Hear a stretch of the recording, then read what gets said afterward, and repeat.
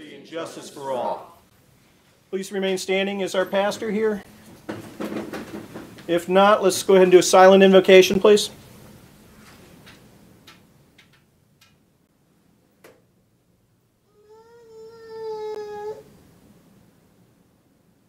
Amen. Call the roll, please. Councilman Tremont? Here. Councilman Bastian? Here. Councilman Stiltner? Here. Vice Mayor Ford? Here. Mayor Burnett? Here. Just in case anybody might be here for the hearing on the special exception for the mini warehouse or the first reading of ordinance number 2017-28 on medical marijuana, those items have been scheduled for the September 5th meeting, so if anybody's here for that, just letting you know now so you don't feel like you missed something when it didn't happen later. Public comments on consent agenda items only? There being none, may I have a motion on agenda approval? So moved. Second. We have a motion and a second to approve consent agenda items 6 through 9. May call the roll? Councilman Tremont? Yes. Councilman Bastian? Yes. Councilman Stiltner? Yes. Vice Mayor Ford? Yes. Mayor Burnett? Yes, 5-0. Which brings us to Senator Dorothy Huckel.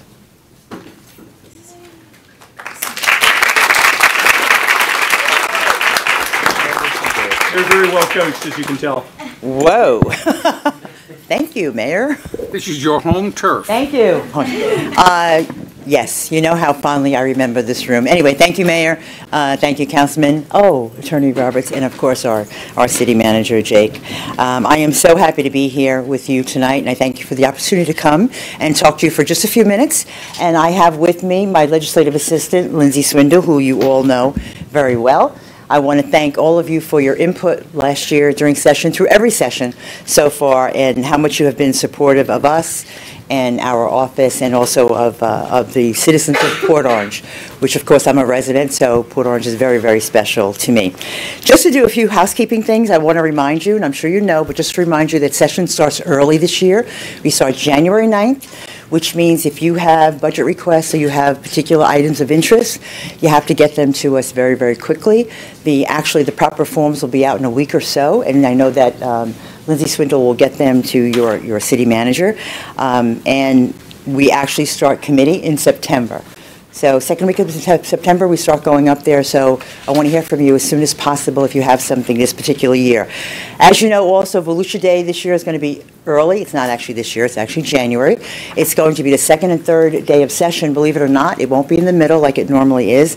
The Daytona Chamber has scheduled it for January 10th and 11th. We will be broadcasting from my Senate office in Tallahassee by Skip Deagle from WSBB, and I know you're all going to want to be on radio as you have done before, and I thank you for that, because our residents want to hear from you. They love to hear from you. They love their council. I'd like to make an announcement. I'm having some very special days in our Port Orange office on Dunlawton. We're going to have representatives from Citizens Insurance actually come to the Port Orange office on Dunlawton and meet individually with any resident in my district, but specifically in Port Orange, that has questions or concerns about their Citizens Insurance policy. And if they do, I'm going to ask that you have them call our office ahead of time and speak with Elizabeth, because they want to get all the paperwork ready so they can actually answer the questions that anyone would have, and our number is 304-7630.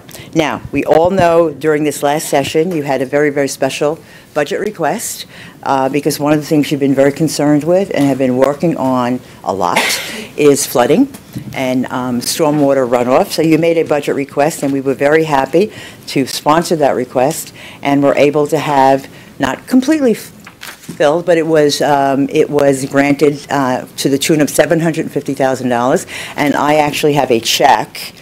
Nice. $750,000 worth of check. Nice. To present to you, which I'd like to, but not at this point, come down yet. And we also brought a little one in case the mayor wants to put it in his office, so he can be reminded of me every single day. But I just want to thank you for all the work you have done. I know how many millions and millions of dollars Port Orange has put in the past to, correct the flooding, whether it's Spruce Creek Road or it's Dunlawton, et cetera. And this particular project, which you know better than I, is actually going to help, our traditional Port Orange area, especially between US 1 and the FEC Railroad, in terms of, flooding, in terms of evacuation, in terms of economic development. So I applaud you for taking the opportunity, really taking the lead to help the citizens of Port Orange. One other thing we did, which we tried to keep pretty quiet during session, and I don't think you guys knew about it, but anyway, I know this is a very special year. This is the 150th anniversary of the, founding of Port Orange, and we actually celebrated the first anniversary of Port Orange, the 135th, when I was mayor. So I believe, as you do, as a council, it's important to remember our history, to learn about our history, and just not let anyone forget how wonderful this city is and why we all chose, really, to make Port Orange our home. So we had a resolution adopted, and I won't read the whole thing, but it's pretty, it's framed very lovely. And we Before adopted... you read it, let me just say, Jake, that's going in my office, not yours. This I'm good with that. My office has a lot of pictures of me in it already. This one is much prettier. Second. And it says Senator Huckel on it, so it's definitely better. Oh, that's what That's makes right. it beautiful. Right, Now- Florida Senate resolution by Senator Huckel. Nice. Right, okay. What this resolution does, obviously, is really celebrate the anniversary of Port Orange. Once again, designate the Founders Day, and then recognize the 150th anniversary of Port Orange. And so we're going to present you with this resolution. This was actually adopted during session in April. So it wasn't adopted, recently. It was adopted in April, but we were trying to keep it kind of below the radar. Hard to keep it below the radar. It's online. But if you weren't looking for it, you wouldn't have known about it. So we just never told any of you so that we could actually present it in person. And with that, I wanted to have one more minute of personal privilege, and then I would ask Mayor if you and the council would come down and perhaps we could take a picture of the check and of the resolution. I can give it to you formally. I do want to just very quickly say I really appreciate the honor that the council bestowed on me very recently, and I'm very appreciative. You know how I feel about Port Orange, having served on the council here, sitting in not that seat, but that seat, sitting in that seat, and then being able to serve the citizens of Port Orange as state rep and now as state senator. It has been my absolute privilege, and one that I don't forget. I remember every day I get up. What a wonderful honor that has been bestowed upon me. So with that, I'm going to ask Mayor, is your pleasure? Before we dispatch down below, I just want to add a few comments. I think we've said it already, but I've just got to say it one more time. This council is grateful to a lifetime of accomplishments that you've, a lifetime of giving back to this city. Your service on this council was just a part of that. And since then, as part of the legislature, in the House, and now in the Senate, and I cannot express in words adequately our gratitude for the things that you've done for the city. Thank you, Mayor. Thank you. Would Thank echo you. that. Come on. Gentlemen? Okay.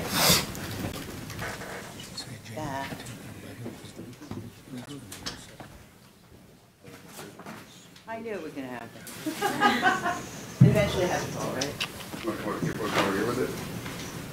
Thank you. Let's to the rescue. Mayor? Or this. However you want to hold it, it's up to you.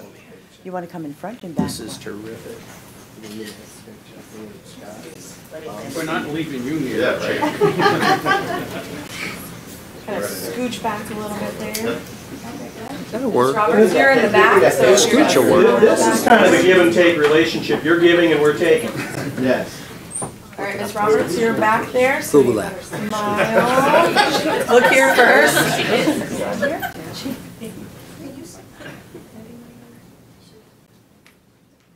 And then I'll go next. Are you done? Okay, look here, gentlemen. 1, 2, and 3. 1, 2, and one more. 1, 2, and looks great. Good? Thank you. You did great. Thank you. I tried to talk fast. I like that. Oh, let me get a good close. That's right. Sure. I remember dinner at your house. 1, 2, and 3. That was so good. 1, 2, Thank you. Drew? Thanks so much. Mayor? Here, you two get together. Okay, real quick.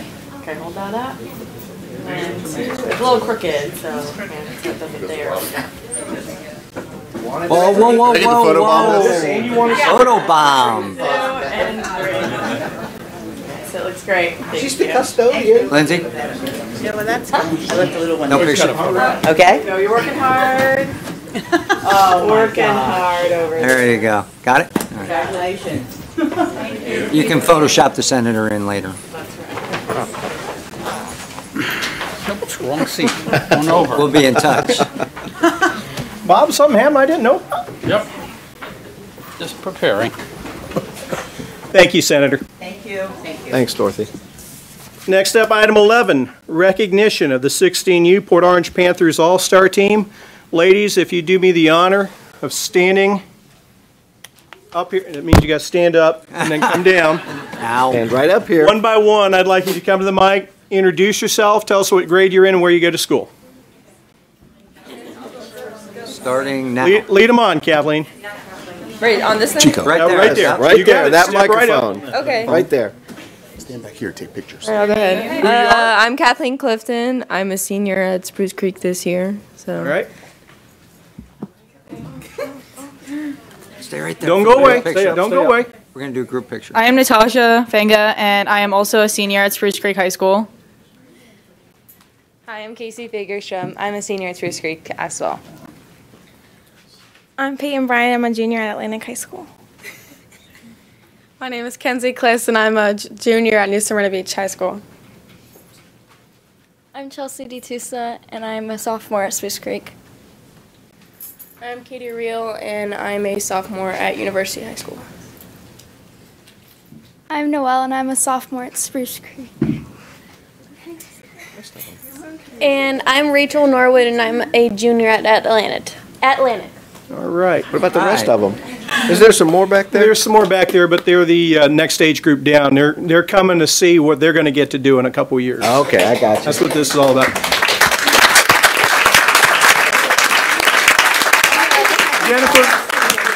Jennifer, do me a favor. Just come up and enlighten the audience. You know, at That means the you gotta microphone. speak. I was going to take a picture real quick. I never put, okay. Yeah. You were Susan's enlightened. let's let everybody know what these ladies have accomplished. Good evening, Susan Laval, Parks and Recreation Director. I also would like to recognize our coaches. They put in a lot of time and effort, volunteer hours in helping coach these girls. And the parents. Yeah, And but they their don't get to hit And the the ball. parents. So Mike Bellis, Shane Bartholomew, Sam Coughing, and Darla Fadden were integral in part in getting this team to where they need to go. Calm down, guys. Coaches. All y'all. Just a little background information on the team. This team came out of part of our All-Star team, part of our Babe Ruth affiliation through our rec league. This team traveled to Jacksonville, where they finished first in the district tournament, and then they traveled to Lake City, where they finished first in the state tournament, and then had the honor to represent the city of Port Orange in the World Series down in Jensen Beach, where they finished fifth. Nice. But the most important recognition I think that they received, opposed to finishing fifth, was that they received the Sportsmanship Award, and that says a lot about the coaches, their parents, their families, and these girls behind me. So I'd like to thank them and appreciate them for the job they did for us representing our city. So thank you very much.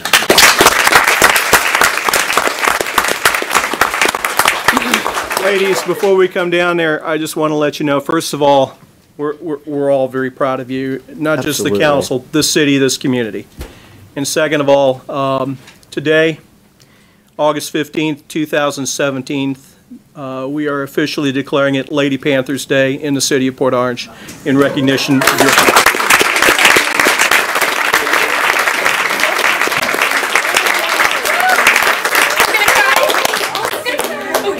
Hey, look up here, look up here. Robin. Let me get one. Wait for the picture. Got it. Thank you.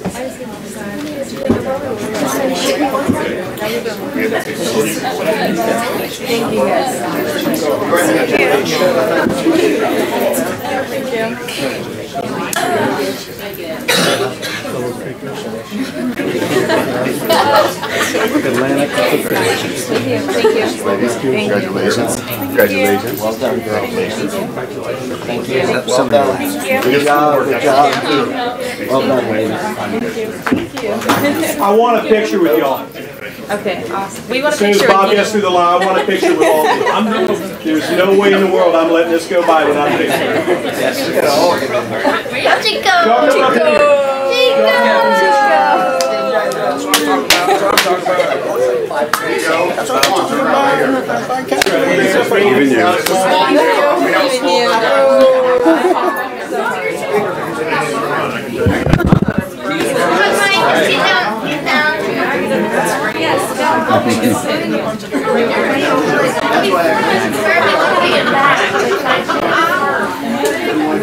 We're having problems with Robin's toolbox. They're pushing it. She's trying to hide. What? Toolbox.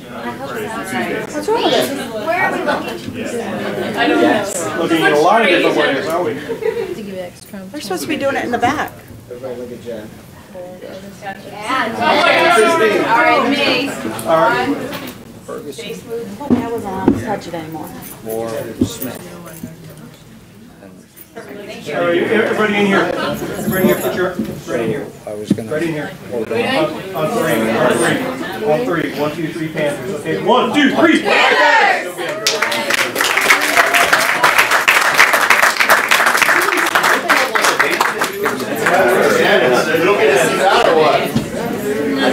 Yeah, we're the ESPN highlights. That should have been like. A long line behind you.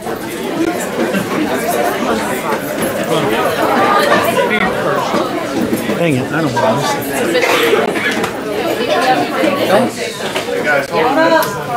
might have a game scheduled already. Hurry to leave. Just hold on a minute. I just want to take a personal note, Coach Mike Bellis. I just want to take a personal time to say thank you from the bottom of my heart for giving the opportunity for these girls to have a journey that they'll never forget. You know, as I tell them, the wins and losses will go away, and the memories will always be there. Yes, sir. We put a lot of time in, we put a lot of effort in, but nothing compared to what the community put in towards us, their parents, their friends, their family, the sacrifice they put in and you guys put in, and I appreciate the time and the opportunity you provided them. It means the world to them. So thank you very much. You're welcome. Thank you.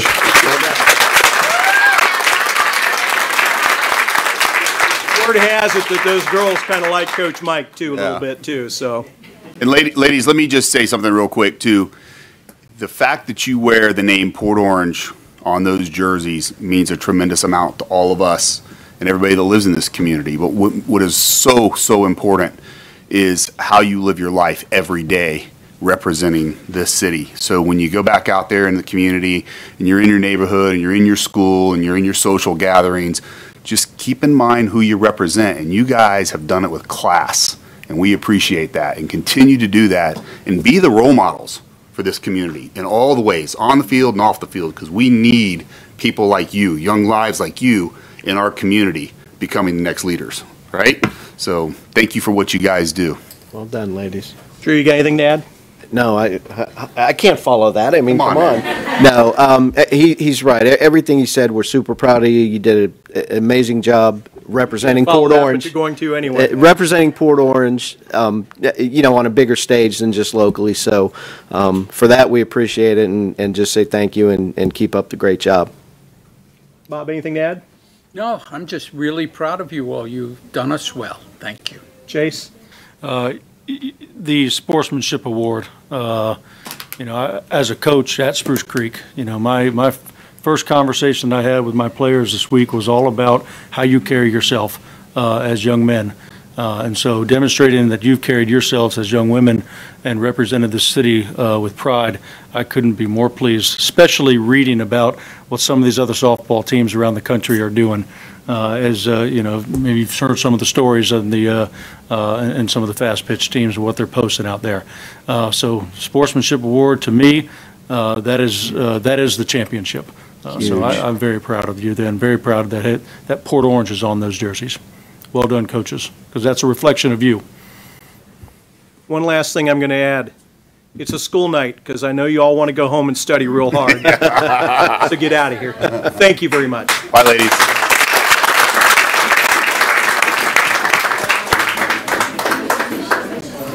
Mayor, We'll give them a minute to clear. can I get Jane up here? I'm sorry? Can I get Jane up? Yes.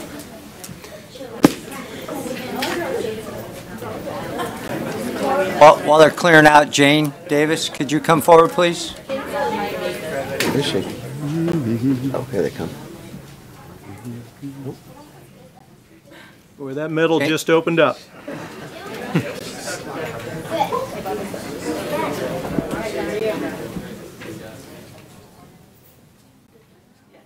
Jane Davis, if you can come on forward. So while they're clearing out, Mayor, I'd like to introduce our ERP manager for the next couple of years. This is Jane Davis. She comes to us from Daytona State, where she headed a software ERP type program introduction there. Did it successfully, and she's with us here this evening. Jane? Hi, the Panthers are a tough act to follow, so yeah, I'm happy to be here and do this project with the city. It's quite an honor. It's a big job, I know. So I'm also a resident of Port Orange, so it's quite a special project for me to be involved in. And I've met with a lot of the department heads and other team members, and I've noticed the commitment. Everybody's very positive from the leadership, top down. Everybody is committed. They're ready for change. I think they understand how much work is involved, and you know, I hope to be here to lead them through. Communication is a big part, and change management. So that was the part I enjoyed most at Daytona State, was the organizational change management. It's one of the biggest pieces. So I don't know if you have any questions for me at this point in time. I'm available to answer if you have anything. Council, any questions? None for The only me. thing I have to say is that you're looking at 5 people up here with very high standards, and we're glad that you're aboard because we think you're up to it, and we appreciate all that you're going to do for us. Well, thank you very much for the vote of confidence. I hope to live up to it. Thank you. All right. Done. Thank you. Thank you. Thanks. Nice to meet you. Golf Advisory Board report.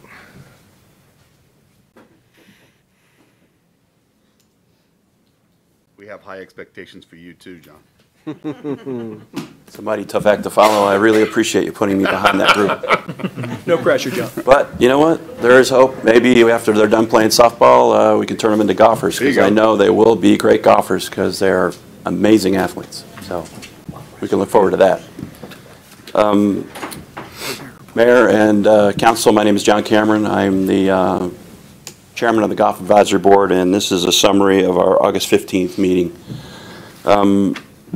We started off with Bob giving us the financial and business report, and the one thing that we noted in the report was that it seems to be the green fee is combined between daily green fee and the annual green fee that's collected. So they put the two numbers together. What they did is they took the annuals, they amortized it over 12 months, and then they put it so it doesn't give us a real accurate description of the daily green fee that's collected on a monthly basis. We can't make comparisons that way. It's just not accurate. So we've asked them to split it. I don't know if it conforms with what the City of Port Orange requires, but we'd like to see it separated so we have an accurate depiction of daily green fee that's being collected.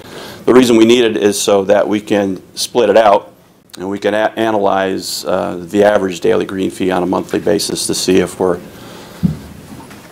losing money, you know, as compared to what the annuals do, et cetera. There's a lot of valuable things you can do with that data, so we'd like to see it split out that way.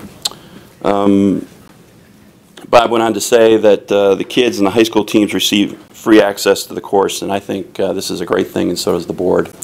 He had 7 to 8 kids that attended the junior golf camp program, and I believe, and the board believes, that some work needs to be done here. So I don't know if we need to publicize it better, or if we need, Kemper needs to do some work on this, because Crane Lakes hosted 56 kids at their camps. They have 4 dedicated teaching professionals, whether they're working on the staff in the shop doing something, but they're able to teach all the time, and that makes a big difference in recruiting and getting kids, getting families out to participate in golf programs and turn them into golfers, or bring golfers into our facility and turn them into customers. So I've advocated for this, and so has the board, and I think that we need to keep advocating for it. They need to figure out a way to make it happen. I think it'll make a big difference in the business that we see, participation that we see, rounds of golf, there's nothing bad that can come of it. So the 9-hole leagues are being promoted. This is great, really nice piece of business for the summertime. So they're doing a great job on that. Fold of Honor program is in the works, which I'm a total believer in. I'm sure you all are too. It does great work with veterans and their families to help with much needed expenses as a result of a lost loved one. So great organization. The golf course is hosting several tournaments this summer, which is excellent. I know the Chamber tournament just wrapped up, and that seemed to be very, very good.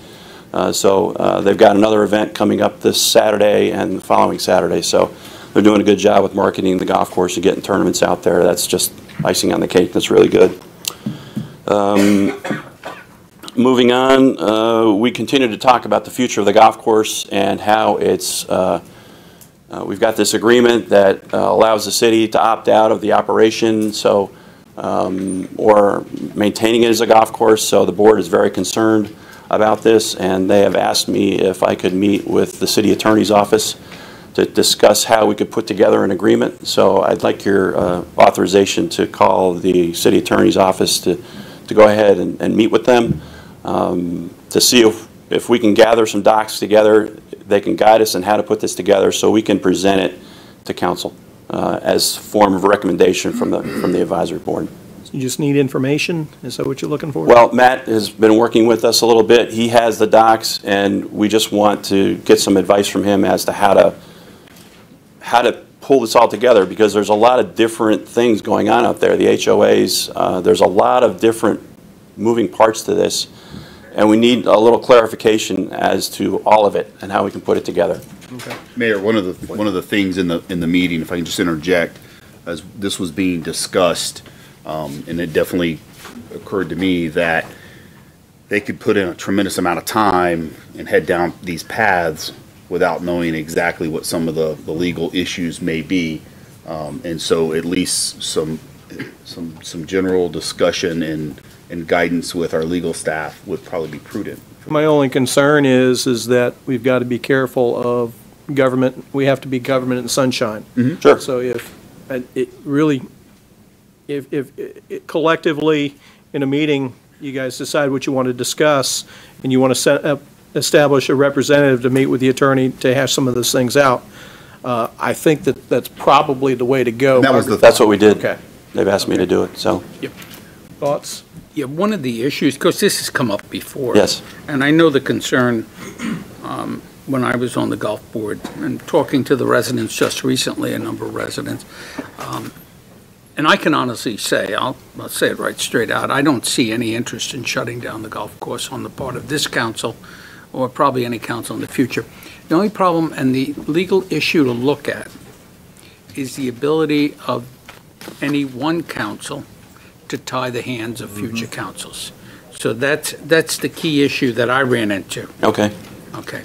But note that the document, that the 2021 document, basically does not say it's closed. It just says they had to keep it open until then as a golf course. Right.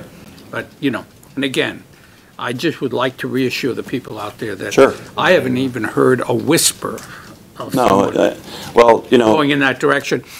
And quite the contrary. Yeah, I mean, well, I don't think you we'd can be spending the understand money that, we're spending on that if we were going to do something else. Well, exactly, but you can understand that the board is comprised of various representatives from HOAs, the MGAs, the WGA, and obviously this is a topic of conversation and they like it resolved one way or the other. But all I'm saying is, I mean, just reassure them when you that there is widespread I understand. support. But yeah, again, talk to the attorney about it. It's a difficult topic. Well, again, we just need to, Matt has provided the documents to us, but I think that we just need to figure out how to put this all together Council, in a we have meaningful way. consensus to allow this? Yes? Yes. No objection? Yeah. Okay. Okay. So I'll go ahead and contact the attorney's office and schedule an appointment. Thank you. Good. All right, we went on with our agenda about golf course conditions. We always talk about conditions of the golf course, and we have seen some improvement in the fairways. Naturally, it's the growing season. We're getting rain and heat, and Bermuda grass loves that. but there is still some evidence of smooth crabgrass around the tees and goosegrass around our greens that needs to be controlled. It is being worked on by the agronomic staff, but it's spot spraying. It doesn't seem to be very efficient, so we've pointed that out to them. They are doing a good job with mowing the rough, and I believe a big contributing factor is the new piece of equipment that they got. So however that happened, that's great. It improves playing conditions, and of course finding balls speeds up play. There's a lot of really great things about maintaining the rough. Better hole placement procedures are in place. I guess there were some complaints about hole placement, and of course when they put the old plug back in, it's raised a little bit, and if your ball rolls over that, it can bump it off. So I guess they've talked to maintenance people about that. I think they can widen the hole a little bit. I've talked about that, you know.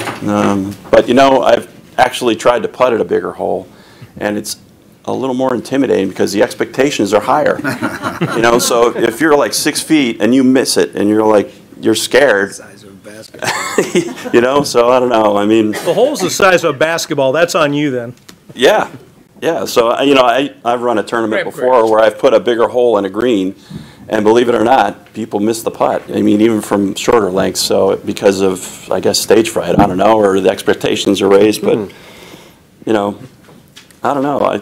It's just kind of a funny thing. I don't know if that'll speed up play or not, but they're talking about so many things in the game right now about how to change it, how to make it more fun, how to speed it up. I mean, there's all kinds of issues on the table, and I don't know if you know this or not, but the rules of golf have been amended, and this is unprecedented in the history of the game. In 250 to 300 years that the RNA and the USGA have been talking about the rules, what they've done in this past session is unprecedented. They've changed so many things, and they've rolled them out to speed up play, and already our MGA has adopted all of them because they're simply fast play initiatives that make sense. So that's just a little nugget for you. But the sand buckets were added on the par 3 tees at the request of the golfers. This is to fill divots, so the golfers are using that. We are seeing still some issues with lack of a starter ranger. We're seeing carts on the slopes, off the paths, too close to greens, tees, things like that. And, you know, I sympathize with the management because they're trying to maintain costs, and putting a ranger out there when there's 4 people out there is just not cost effective. So they are trying to manage it as best they can. So I think, though, that one thing we can do, and I'm probably going to mention this later, is have a little better educational process about how to behave and how to act, where to drive, things like that. And that's going to be on the staff. There are several mediums, several shows, movies, things you can put on Facebook. They teach people where they should park, things like that. So hopefully the staff will do that. If I can interject, that's a great idea, and I've thought about that for a long time. You know, the need for a ranger at Cypress Head isn't so much, but educating people exactly right there about pushing players ahead or taking too long to get off. Somebody telling the foursomes before they go out, reminding them of the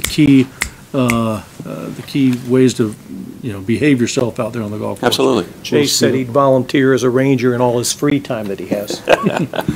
Well, we don't expect to see him out there very often then. Bring a basketball with him. Yeah. Well, I need the bigger hole. So we're just asking that he be mindful. I think they do a pretty good job if they get a complaint to sending staff out there to respond to slow play and things like that. So I think they're trying to manage it pretty well. But we're asking them, though, to consider, please put out or try to schedule at peak periods of time, especially in the mornings, on weekends and things like that, checking tickets, have a starter on the first tee. Again, you know, educating golfers what we expect of them, you know. It's just pretty common sense, and the more you get welcomed at a golf course when you step on the property, the better.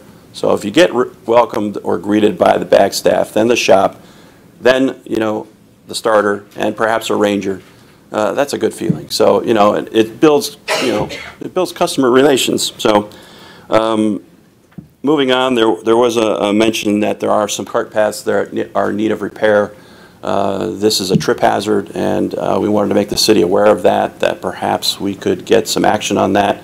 I know that there's not a relationship per se about this with the city and the management company, but it was suggested that perhaps the city crew could come out and level off some of these things with their equipment because it is available.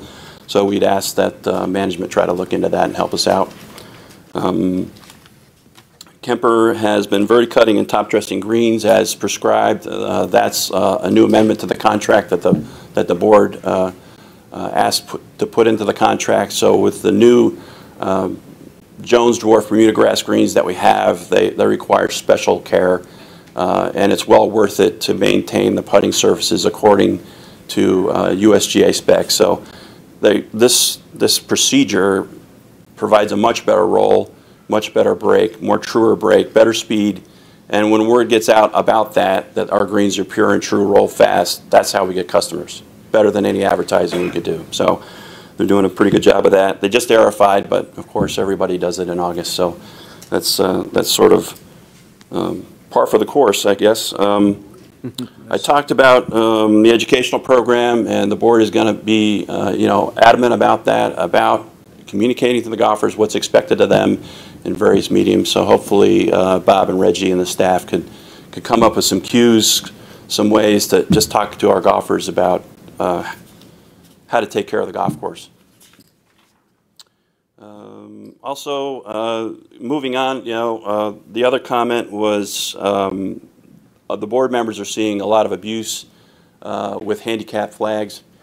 People get handicap flags, they put them on their carts, they need them to get close to the greens and tees. It's completely understandable, but it's being abused. Getting too close to slopes, too close to greens, tees, driving on greens, etc. Just not acceptable, and there are many, many courses that have policies in place that talk about this, and we've asked Kemper to research and look into a policy that will address the situation. So hopefully they'll forward that to us at the next meeting. We did hear from Susan that the capital improvement plan included an irrigation audit, which is very, very good. We'll get a full assessment of the irrigation system at the golf course. It's really needed. That system is very, very old, and it could use some improvement and certainly some efficiency. Anything that you put in there to make it more efficient just saves us more money. So, so we'll be happy to see that and hopefully be able to view the results from staff. And that's the end of my report. Is there any questions? Council, any questions? Appreciate it. Thank you. John, thank you. John. Thanks, Welcome. John. Just the last moment, I just hope that they're going to move forward with getting us a new vendor for our restaurant. It's kind of surprising that it was closed a couple Sundays ago. I think we were all surprised. We're going to be talking about that later this evening. Okay. Well, I just would like to see our management company, further communicate as to the process of where we are at this point. I've seen nothing. I follow the course on Facebook. What management company? Kemper. They're not responsible for Okay. Well, if that could be communicated to them or someone could give us some info, or the golfers, let them know what's happening. With Kemper, Mayor, and we'll discuss it later. So, they just need to know what's happening. Okay. Good response by the food truck. I thought that was great. At least it's offering some service. So I think the city did a great job in responding immediately to get something out there to help. But I think that we all need to understand what's next in the process. Are the food trucks being used? Well, are here's the thing, okay? It just depends on the date and the time. Yeah. In the middle of the day, when they're being there, they're going to hit the morning wave. But not many people are teeing off after 11. So you'll probably get a little lunch traffic, which might be 25, 30, maybe 40 people. Not sure it's worth it. I don't know, But I think that's probably the way it's working. But it's great that they're there. And the other thing is, I don't know if there's a liquor license down there, but we're losing out as soon as golfers know that there's not a liquor license and they can't get beer. It's going to affect rounds and revenue. So it's in the works as well. It will. So thank you very much. Thanks, John. Have a good evening. Item 13, Spruce Creek High School Athletic Director fee waiver.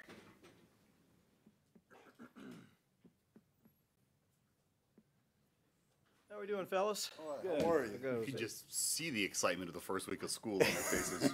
Draining us already. Well, Mr. Mayor, thank you, and council, thank you for this opportunity. My name is Mike Rando. I'm the athletic director at Spruce Creek High School. This is Tony Plowden, I'm sorry. he can explain the situation. He's actually stepping in for Zach. I'm the interim athletic director at Atlantic High School as of Friday. Yeah, I heard Zach got stolen to Flagler. Yes, he did. Yes, he did. Friday, So wow. we are working together right now to ensure that our kids get served during the outside athletics. Thank you. We're here tonight to basically hope that we can, first of all, we appreciate the partnership we've had with the City of Port Orange and your assistance in in this particular instance, football games. And we're here again to ask if we could renew that partnership with the help of police and fire and rescue during our football games. Just as last year, we will be playing both Atlantic games at Spruce Creek and Spruce Creek games there. And so it was very beneficial, very helpful for us. Our attendance is up. I can't speak for Atlantic, but I know our attendance is up because of the fact that this is our third year. Too. Yeah. For the last 3 years, not having to go to New Smyrna to play a game has greatly helped. Yeah, unfortunately, we still have some expenses because of our lack of facilities as far as seating. So we're renting bleachers at this moment for the visitor side. So again, that's why we are coming in and requesting some assistance in those areas. The one other area that we wanted to ask is actually two parts. We're also renewing the rivalry between Spruce Creek and Atlantic. I fully expect that traveling trophy that we found in the locker room there. Yes, I will be ready to award that at the end of that game on September 1st. That would be one that was one of the requests that we would have somebody there to represent on September 1st. I am not missing the game, and I look forward to awarding. And the game is, the Mayor's Cup the trophy traveling is there. trophy. The Mayor's Trophy, yes. And the other thing, we went away from last year because we understood a trade-off of expense. We would ask that for that September 1st game, that if it's possible to use the signage out to promote the game against us in Atlantic. We thought it was very effective 2 years ago on Clyde Morris, and I'm not sure what would be very effective for Atlantic, set up something also, but if we could get something out in the Port Orange community to let them know that we would love to pack that house to where it's standing room only. I'd love to see that too. That kind of is two separate issues. I'm going to deal it with the public safety support, and then that's kind of an advertising thing. Mm-hmm. So I do want to deal with those two issues separately. Okay. Questions? Why don't we start with you, Scott? Mayor, if I could, I apologize. Why don't we start with Chase? Sorry. Just wanted to get this right from the get-go. Coaches, I know you both well, highly respected. Spoken with legal about this, given my conflict of employment and heavy involvement in the athletic department. I'm going to abstain from this conversation and the vote. So you can put the pressure on the rest of us for. That's right. I still expect, from a standpoint that you have expertise, I want you to ask good questions and contribute what you know to the conversation. Legally, am I? Yes, okay. you may participate in the conversation. Okay, very good. I expect that you would. Very good. You're voted to be there. I want you to answer the bell. So with that being said, let's start with you. Ooh. Okay, let's start with Scott because Back to you. Wow. Councilman Stiltner, you're on the hot seat. But like a pickleball thing. First of all, welcome, congratulations, and welcome to be part of the Port Orange community. So we look forward to seeing what you do down there at Atlantic. This is something that I've been part of for a while and had a very, very, very small role in trying to encourage this vision to come back to the community, and it was long, long awaited. Incidentally, 2 days ago, I ran into some new residents in Port Orange who happened to have just bought a home across the street from the high school. And in the course of the conversation, they're retirees.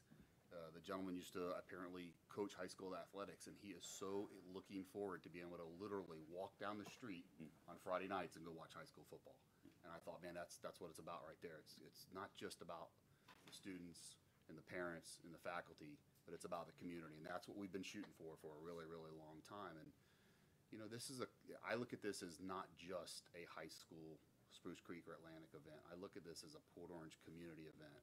There are kids, there are families, and there are business partners that are getting involved out there to help support this. And just because of the nature of the way things have gone over the years in high school athletics in Volusia County, it requires partnerships, I think, to be able to get back the product and the sense of community that I think we look forward to, you know. And I've really, quite honestly, I've only seen positive things come out of the last 3 years. You know, we haven't, knock on wood, we haven't had really any major concerns or issues, and maybe that's because we've kept things well staffed, and certainly the schools do a great job with their faculty that's out there helping. And of course, we got great kids in the community and good families, and so everybody kind of chips in. And so, you know, I look forward as a city of figuring out how do we do our part, you know, and try to keep this going and growing, and keep it something that's going to be great for the community. And that's really what it is. It's a community event on that campus, and now we're fortunate to have 2 schools that can share that campus and do that on Friday nights. So I look forward to it. True. Yeah, this one, would have been partner on this 3 years now? This is the third year, yes. Oh, this is the third, yeah. I remember when we first came and we're like, you know, it was great, and I see that the attendance is up. Mm-hmm. I live right around there, and I've been to several of the games, and it is good for the community to have that. But things are also kind of tight this year on our side, and you know, the services are expensive. Initially, I believe we, you know, said we'd partner, and ultimately the goal was to, you know, have you guys paying the you know, putting the bill back on your shoulders and not donating the services in kind. I think that was part of the initial conversation, initially, you know, a year or 2 or something down the road to do that, give it a go and see how it went. And things are going good. I think it's good that Atlantic's there, but then it does create another, you know, now there's 2 nights, and you guys play, what, Thursday? And how do they share or is it just, it's always on Friday, but you guys are gone and they're there? Or? With the exception of 2 nights, this Thursday, and I don't have it all from the top of my head, but there's another game. But we were able to schedule to where it became Friday nights. Okay, so it would be on Friday then? With the exception, I think, 2 dates. For the most part. Yeah. Yeah. So, like I said, initially and I like the football. I think it's good for, I mean, it's exciting. My wife and I can sit on our back. I live on the other side of the high school, and we can sit out there and hear the band. Yeah. And the stuff going on. Sometimes I can hear the announcer too. So certain nights they have the volume way up and it's pretty loud. But you know, that being aside, I'm glad that it is going well and that they're playing there instead of playing in New Smyrna. And I think we were anticipating having a little bit more expansion of our facilities at this point. We weren't relying on having to rent the Speedway bleachers that we've had. We thought at this point we wouldn't. Unfortunately, through some other things, we do have some things in the work, but it's taken longer than we fully expected. It moves painfully slow. I understand that. It's actually continued to have our costs the same as it would have been at New Smyrna. The benefit of that is that between the travel, you're the rental of that facility, we're matching it with the bleacher rental. Wow. And so bleachers are expensive, I guess. They are. Okay. They like them. So we're benefiting from an increased attendance, but we haven't been able to benefit to recoup what we used to spend just to go to. Yeah, when there talk, was it last year or the first year, about actually expanding the bleachers? Yes. On the one side. Okay, so that's still part of this program. It's taken some different phases. Okay. We're in the process of doing some additions, but it had, you know, what we envisioned 3 years ago, what we thought would be a little bit easier, is a little bit different. You know, I've learned a lot, and it's taken a lot more than what we thought it'd be a lot easier process. Understood. And by this case, we would not be in this situation, but Gotcha. We definitely have no plans on abandoning the situation. We still want to play at the school. Okay, good deal. Bob?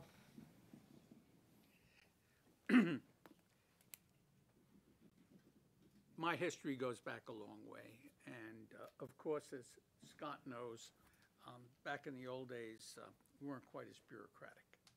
I just called the commander in and said, help out Spruce Creek, and we always provided police officers when you needed them.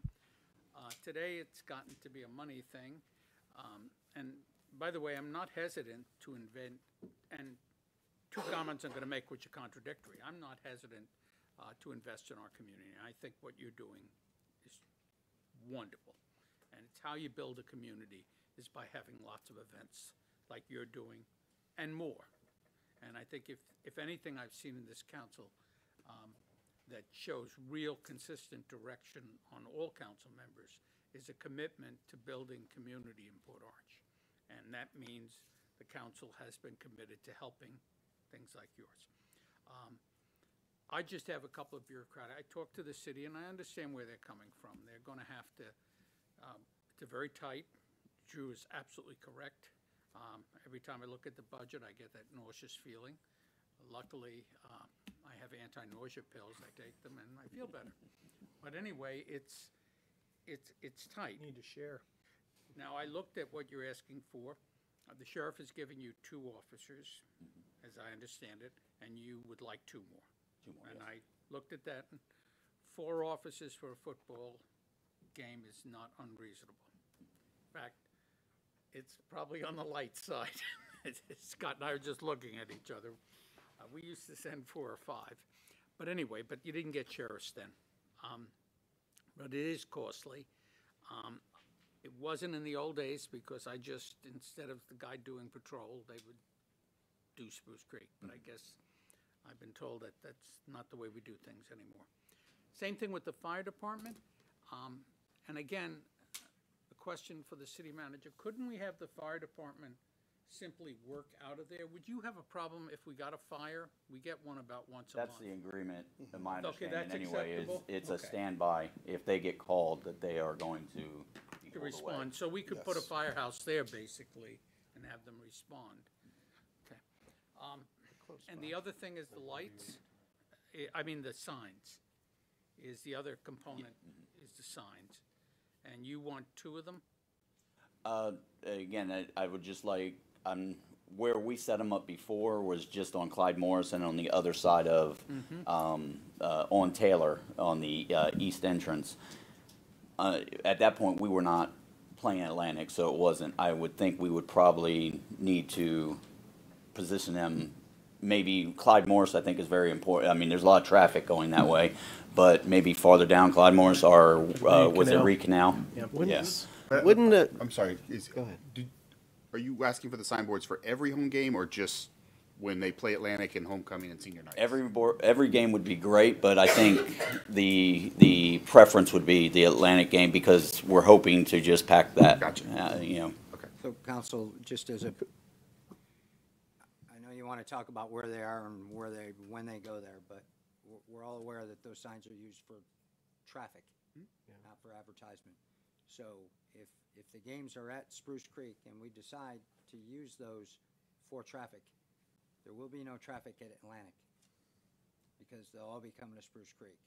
So putting a sign out by Atlantic telling people there's traffic at Spruce Creek High that night would be a bridge too far. It would be advertising, which we say no to millions other people for millions other reasons. And that's why I wanted to make sure we broached the 2 topics as two separate issues. And the other, I don't have the answer yet, but the other question I'd like answered, if it's not asked by council, is has EVAC, who provides EMS service, have they said no yet when asked to volunteer some time?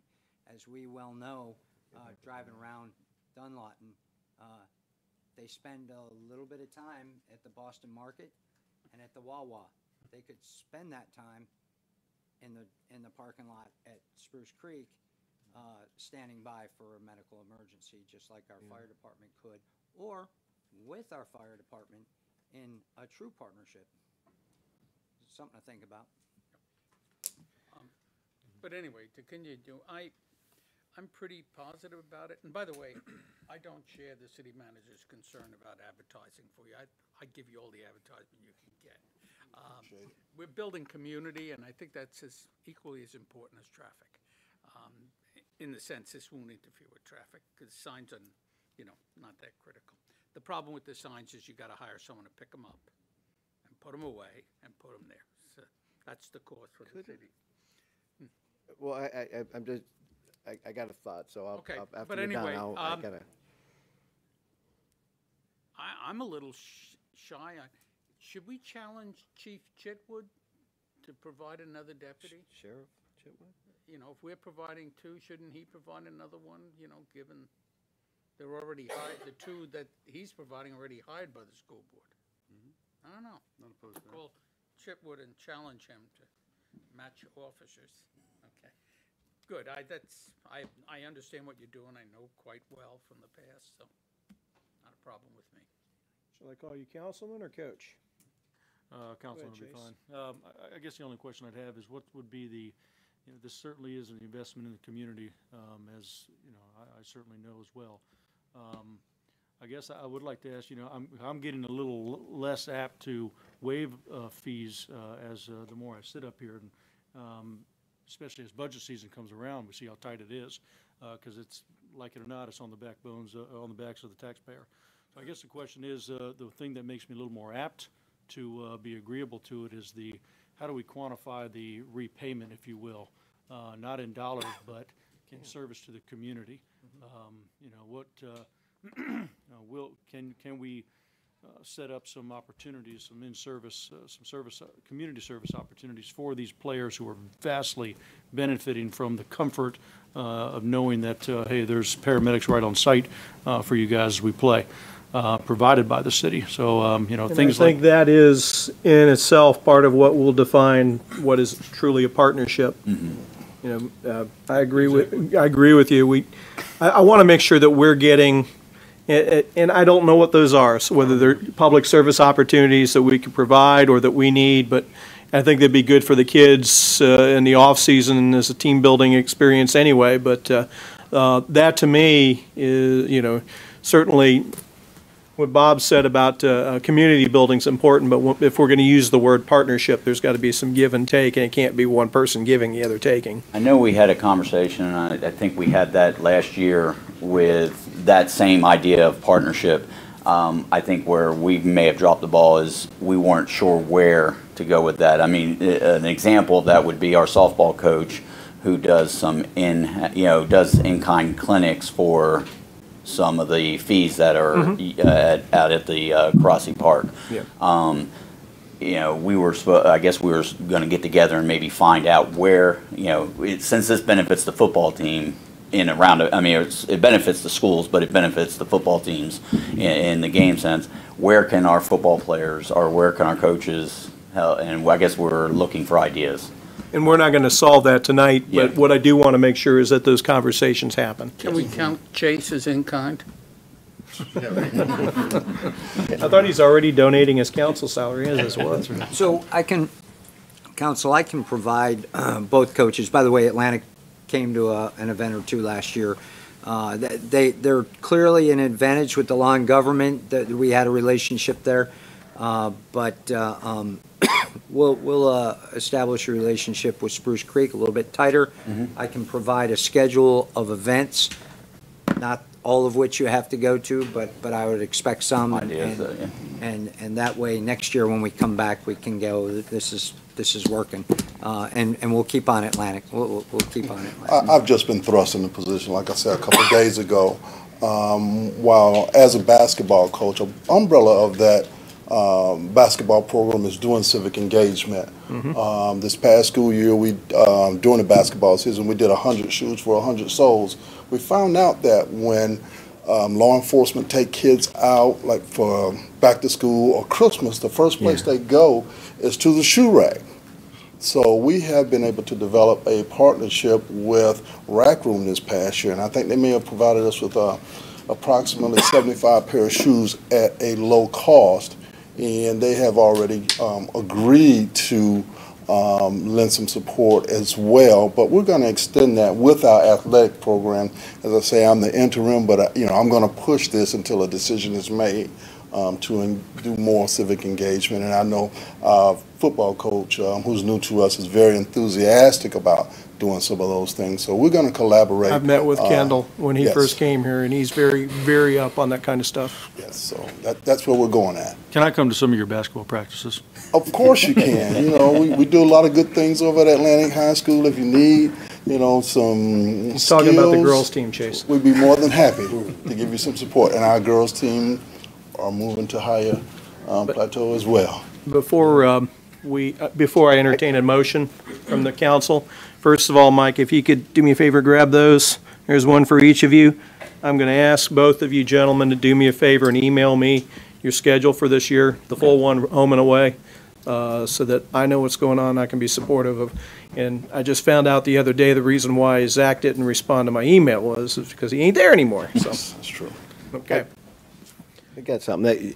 As far as the advertising part, the concern with the sign on the advertising, wouldn't it be, obviously social media is going to be your best friend in that every kid in every school has a phone, so and everything, and the parents. So I think like more social media would help. And couldn't you also create a sign that you could put on your fence? It lines right there, so that might be, to alleviate that concern, you can put, because you guys control that, put the sign on the fence and draw them in that way, because I know that traffic count on that road is really high. I drive by probably 4 or 5 times a day coming and going. So that might be another avenue to get, that attraction and get that word out from that side. Here's my biggest concern.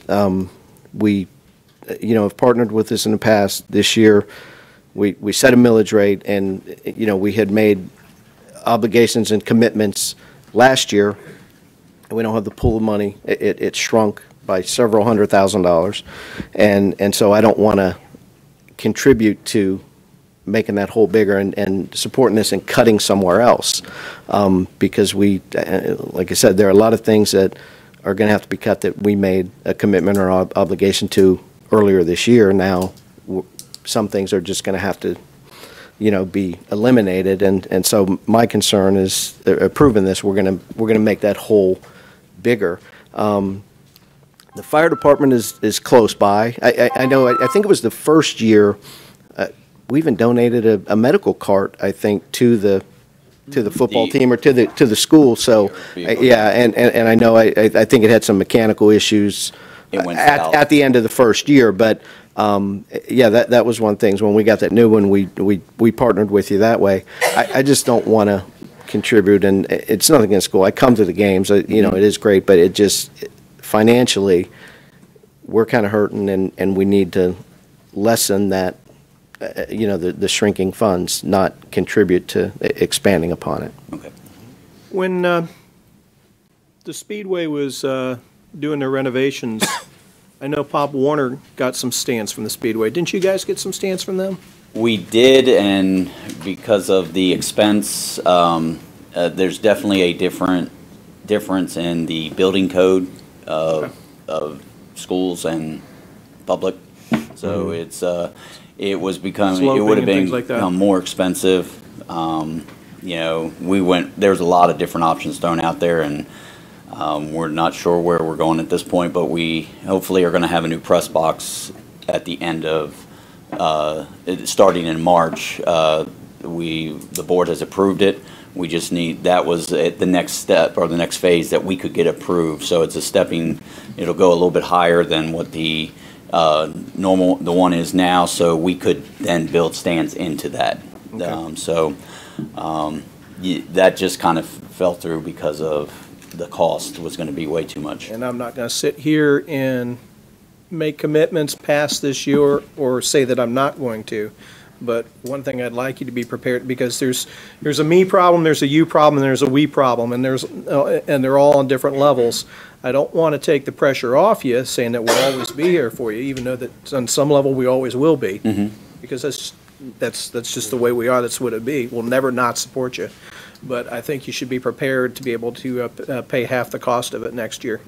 And we will have the conversations next year about what's appropriate and what isn't. But if you're planning in that regard, then hopefully that means you'll be preparing and much better prepared next year too.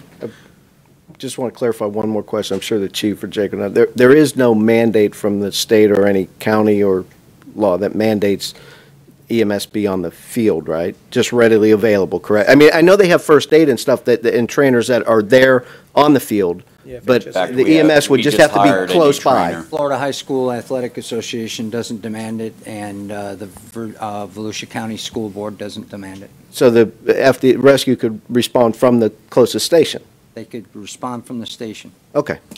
I will say that it is not required through FHSA or the district, but it's highly recommended. I mean, regardless, we would still have, we would purchase the services and still have it on because it is highly recommended, even though we don't have to have it. Yeah. And I am going to say from my own experience, being in highly charged crowd environments, I would certainly think it prudent to have some officers of our own on site as things happen, or to prevent something happening rather than having to respond to something happening and come in and have issues as you're arriving that either could have been prevented or scaled down to some degree.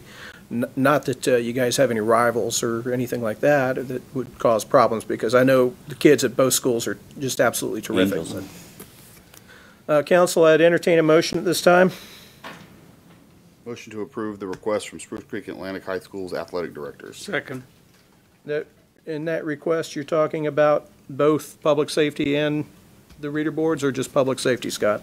I'm good with both. And just to comment real quick on the message boards, I'm a little confused about we don't use them to advertise events. That's your ordinance? Yeah, your ordinance for every arts and craft show, family days, fireworks, blood drives, we've been using those. Well, we need to. No, sir. We need to write what we really do. Not. Well, yeah. So we can fix that. But just for the record. So we are fixing it to reflect what the city can do, not what everybody can do. And we can do what the council decides we want to do. And yes, we are drafting it to allow the city a little more latitude to do city-sponsored events, which this sounds like it may become one of. Okay. Because I was just confused where we said we didn't use them but for traffic, and that's this was not been my observation at all. For electronic signs, I don't believe you see too many electronic signs announcing any of that stuff around town, unless it's in city center, and our city center sign specifically states that anything that's happening in city center can be directed by that sign. Yeah, actually, we've used it for quite a few other things, but that's fine. I understand. So those are, every time that comes up, you all vote, and you're voting to kind of waive your ordinance to allow it. So the answer to your question, Mayor, is yes. So I have a motion from Councilman Stiltner to approve both the public safety and the reader board portion, and I have a second from Vice Mayor Ford. Any other comments? Anybody else like to speak to this? There being none, call the roll. Councilman Tremont, abstain. Councilman Bastian? No. Councilman Stiltner? Yes. Vice Mayor Ford? Yes. Mayor Burnett? Yes, 3-1. Okay, somebody's going to be 9-1 and somebody's going to be 10-0. We'll figure it out on September 1st, who it's going to be, right? Let's figure it out. Thank you, gentlemen. All right, thank you all. Citizen participation, non-agenda. Robert Reinberger. Skip, are you skipping out? Skipping out, early morning. There you go. Vice Mayor Ford will be calling you in the morning. You gotta love when a football discussion gets followed up by a gentleman wearing a Green Bay Packers shirt. Mayor, council members, Robert Reinhagen, 1425 Dexter Drive, Port Orange. I was here a couple of weeks ago when you were talking about flooding on Yorktown Boulevard. And what I want to do is look at it from the standpoint of corrective action, lessons learned. And as a taxpayer, I think we really need to understand how the system broke down and permitted this problem to occur. One of the people at the meeting had said that there was a swale there that was poorly engineered. So my question is about how did the system break down? Why did that happen?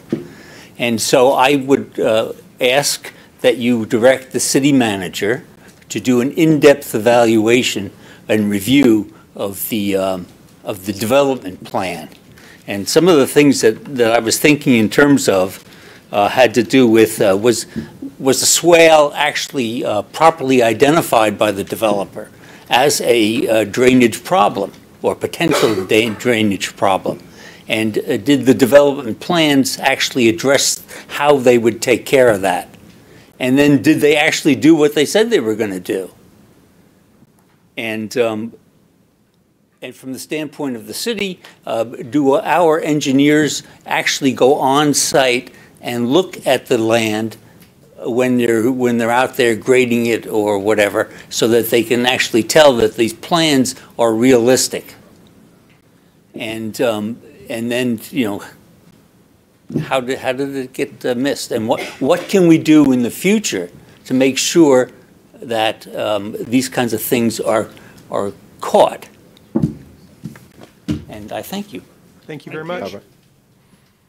I agree. Good questions. I think the answer is we do our jobs. Comments, concerns from council members? Let's start with you, Chase. This time I'm not coming away from you.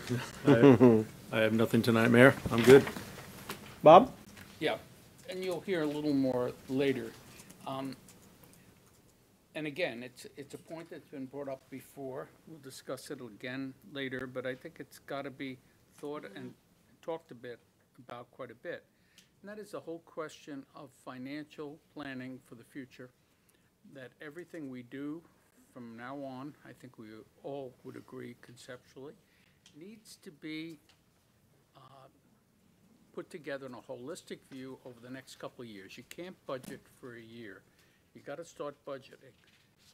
If you hear some of my concerns later, and you'll hear them at this meeting and the next meeting, concerns about our financial well-being, because we are moving into troubled waters ahead, and all you have to do is start looking at the finances for next year and the year after, the proposals that are on the table right now financially, this year's budget and its implications for next year and the year after.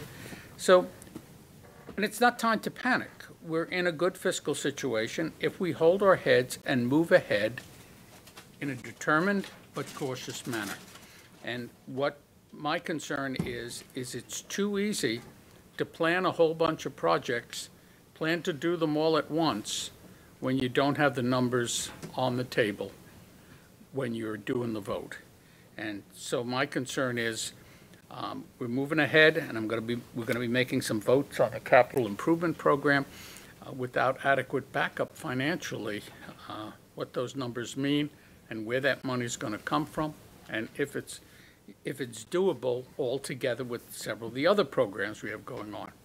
And the question I have is how can we begin to start very shortly 2- and 3-year budgeting?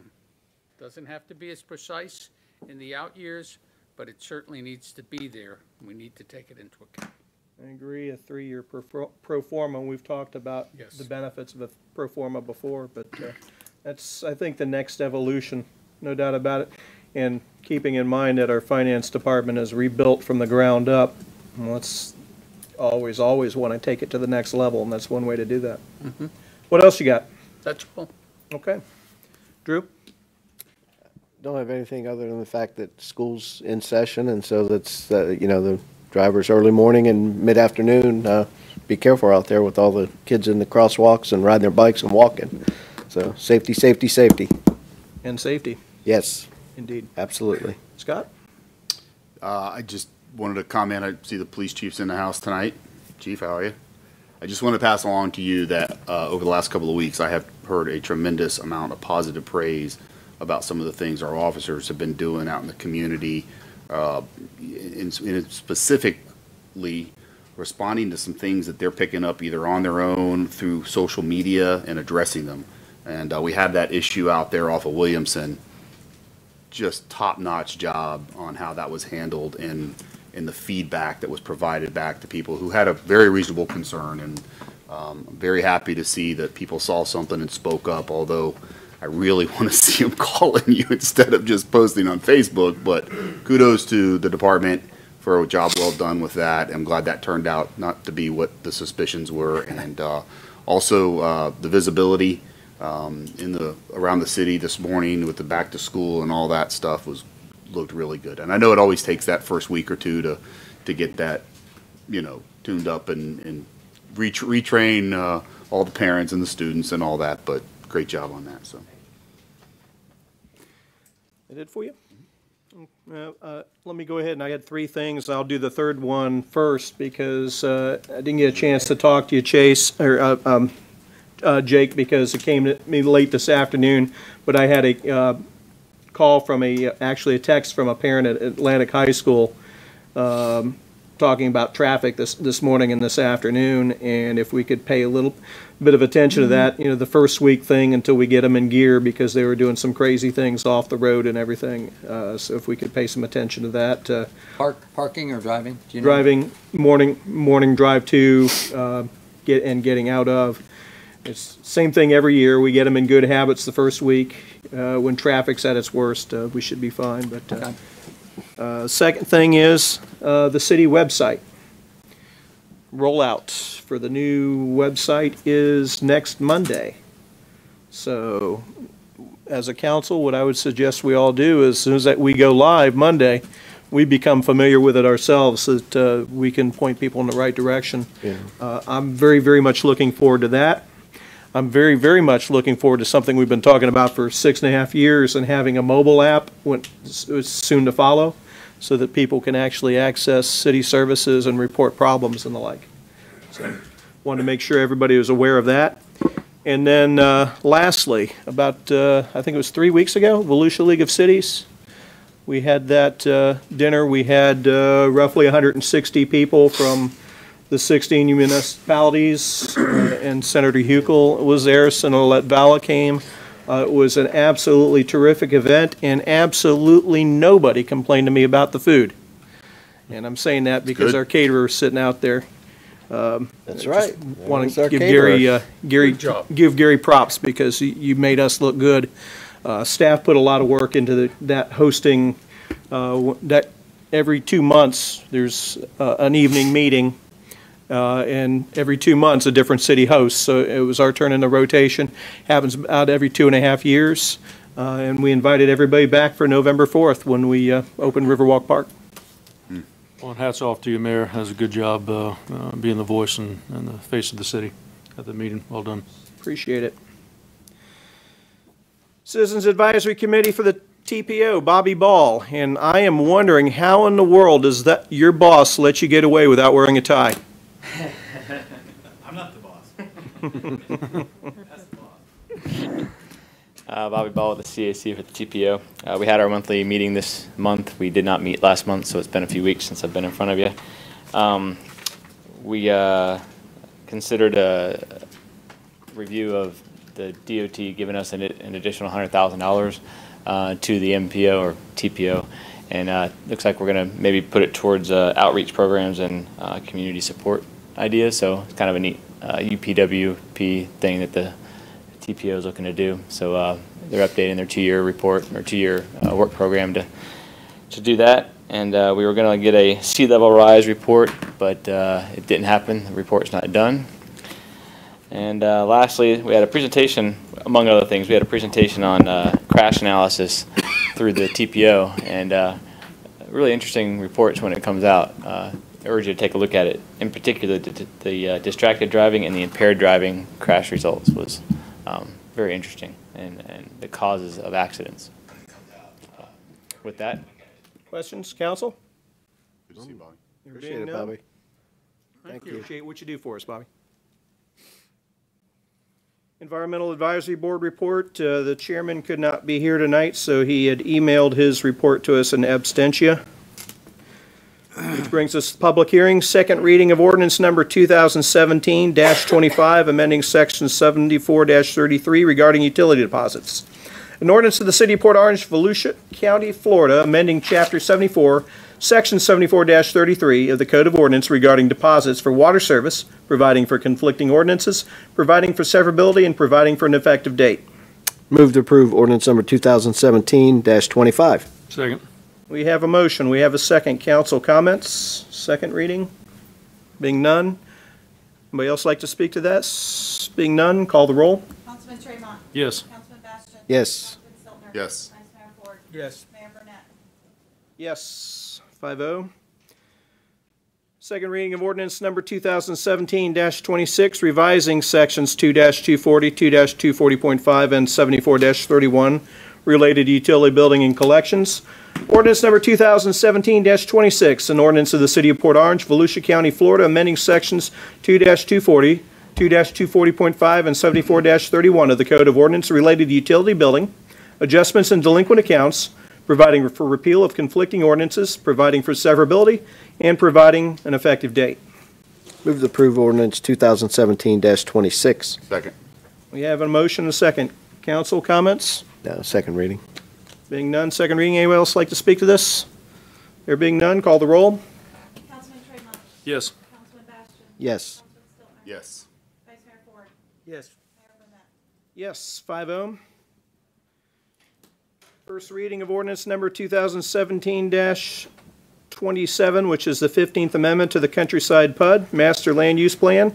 Ordinance number 2017-27, an ordinance of the City of Port Orange, Volusia County, Florida, approving the 15th Amendment to the Countryside Plan Unit Development Master Land Use Plan for approximately plus or minus 1.5 acres, generally located on the southwest corner of Dunlawton Avenue and South Swallowtail Drive, providing for conflicting ordinances, severability, and an effective date. Move to approve ordinance 2017-27. Second. We have a motion, and we gratefully have a second.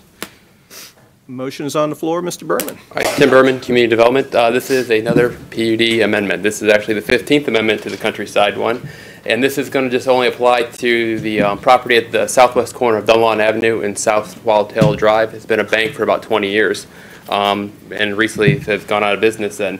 The applicant is requesting to amend the PUD to expand the commercial uses on the property to include those in the community commercial zoning district. Currently, the way this was zoned about 30 years ago was that the only use on this commercial property is a bank.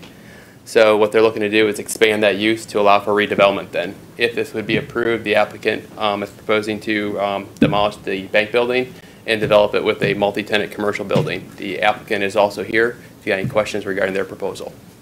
So they've already got a building design in a concept already in. They have a concept yet, and they have not submitted anything official to us in terms of site plans. They're trying to get the MDA amendment through. Because I was kind of curious if that was an appropriate use for some kind of mixed-use residential upstairs, commercial downstairs, or some of the, with the future land use we just got in place there, just commercial. So they're just looking to just do commercial at that point. And that's what that they're looking to location. do. Question, Scott? No. Drew? No, I didn't have anything. I mean, I think it's kind of silly. It was done 30 years ago. To be a bank now, there's banks on every corner, really. And, I mean, this fits right into restaurants. There's a hospital. There's retail. There's another bank. So, commercial use seems fitting. I think at the time we were just happy to have a second bank in the city, but. For sure. Bob, questions? That was my bank. Not anymore. Not anymore. Now I have to travel further to get money. You just have to go back to the mattress. Put it underneath your mattress. I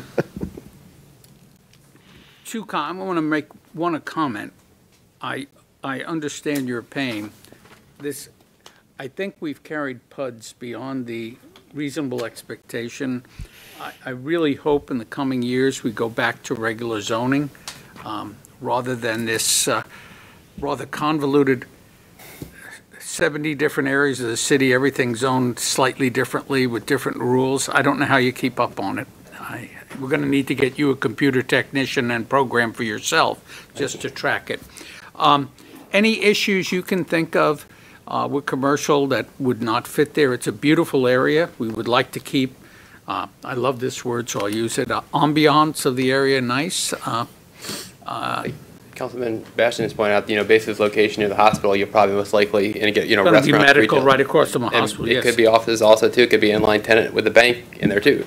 I was looking at the classification and can see no problems with it, but, not working with it all the time, not I think sure. we put in there, too, kind of the way this PUD is set up. It basically only allows 2 gas stations in that countryside PUD, so this could not be a gas station because we already got one on the other side, one up the street. So we just don't- want to put that in there then. Yeah, okay. I'm happy with it. I'm sure Wawa is too with that, right? Yeah, Chase? no, you hit my comment. I was just about to say that. When I read it, I was happy to see a request that did not permit a gas station in there, even though I do love my Cumberland Farms, as you know, but I'm happy to not see one there, so I don't have a problem with it. Yeah, gas station 21 and gas station number 22 soon to come. Anybody else like to speak to this? There being none, call the roll. Councilman Tremont, Yes. Councilman Bastian, Yes. Councilman Silver, Yes. Vice Mayor Ford, Yes. Mayor Burnett. Yes, 5-0. Item 20, Quentin L. Hampton Incorporated, change order number 2 to QLH task authorization number 5 for the Garnsey Water Plant sludge feed pumps and filter backwash upgrades. May I have a motion for approval? So moved. Second? We have a motion and a second for approval. Jay, who's speaking to this? Lynn Stevens. Like she hasn't spoken to us enough about this already. Mayor and Council, Lynn Stevens, Public Utilities Director. This change order is for $38,000, $38,300. Hold on a second, is that a scout sneaking out of the back? Yes, it is. No, he's not. You're on hold, come on up. You got 2 minutes, let's go, come on up. Come on up. I think you're getting Lynn, put on you get a standby, temporary Lynn. reprieve. All right. Come on up to the microphone. Tell me your name. My name's Cameron. And why are you here this evening? I was here to get a merit badge. Okay. Did you Oh, learn yeah. anything watching us? Did you learn anything watching us? Yes. How did we do? What kind of grade did we get? Guys, we're in trouble. Is there anything we can say to earn an A? I know your teachers. Careful. You know it, teachers. Well, you guys did good because you did the main parts of the meeting is basically telling information to people who need to know. And that's really all it's really about. I just wanted to say before you snuck out, thank you for taking an interest in us and thank you for taking an interest in city government. Now you get to go home and go to bed early because I know you got school tomorrow, right? Yes, sir. Thank you. And your teacher, you can prove, or your scoutmaster, you can prove you were here because you've been on TV. There you go. That's right. I never like to miss these opportunities. Mom back there, well done. Thank you. Well Yes, done. Very well done. Take care. Have a good night. Lynn, thank you for indulging me. Absolutely, anytime. Mayor, Council, we're here to talk about a change order. This is change order number 2 for the redesign of the water plant sludge feed and backwash system. This is a project that we've been working on to upgrade, do some R&R to an existing system in our plants. It's $38,300. It is also an additional 304 days that will be added to this project. The project was originally budgeted recently for $1.2 million. We went out for bid in April of this year. We had the bid opening. We advertised in March. We opened in April. When we opened the bids, they came in just under $1.8 million.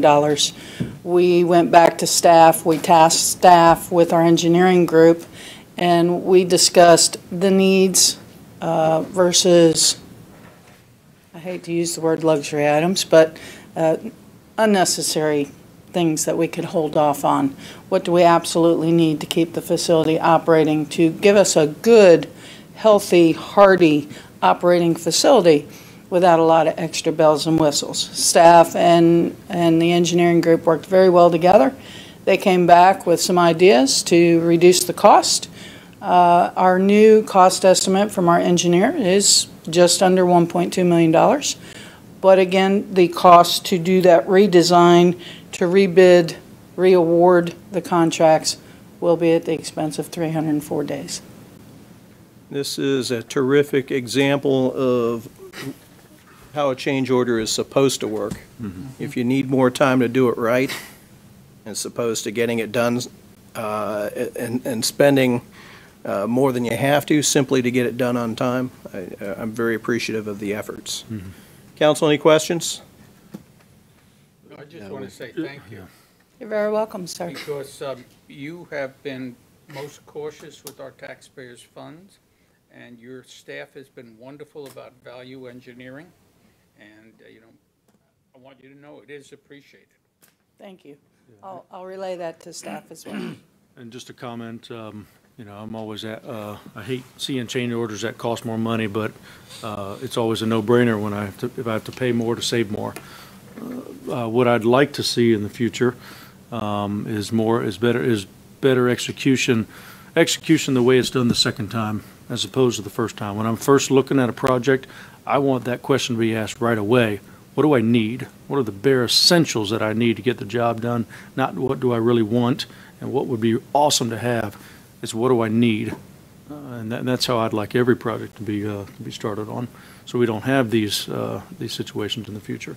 But my hat's off as always to you, Lynn. Thank you. Thank you. Anybody else? Scott? First of all, Lynn, I really appreciate your time the other day. This is a complex thing. There's a lot of moving parts here, and you have a way of being able to break these down for me and to where I understand them, and I appreciate it. I do have some concern with it, like we talked about, but largely that concern rests with how did we fail so badly in the initial bid process. And I still just don't know that I've got my mind fully wrapped around how that occurred and who should be held accountable for that. Because at the end of the day, this is an accountability thing. And I know a lot of the players are no longer on the field, so to speak, for lack of a better analogy. But we had a private contractor that, I don't know, maybe it was my assumption, maybe I'm wrong, maybe you can give me some clarity on this, who plays what I see as the largest role in helping us establish what we think the budget of the project is going to be. And this thing missed miserably. Now we're going to pay the same contractor that, in my eyes, held that responsibility and should be held accountable another $38,000 to redesign this. I just have a hard time with that. I'm just really struggling with that. I kind of feel when you miss the mark by over $500,000 that you need to give us a better deal than that. That's what I see. My other thing is the time frame that we discussed. You know what? When these expansions are needed, then they're needed, and we need to get them done. And having to add more time to a project that is already needed is just difficult. And I get some of that. I totally do. But it wasn't all that long ago we added almost 600 days to it on a different change order. So I do have some things, but my last comment is I want to echo what has been said.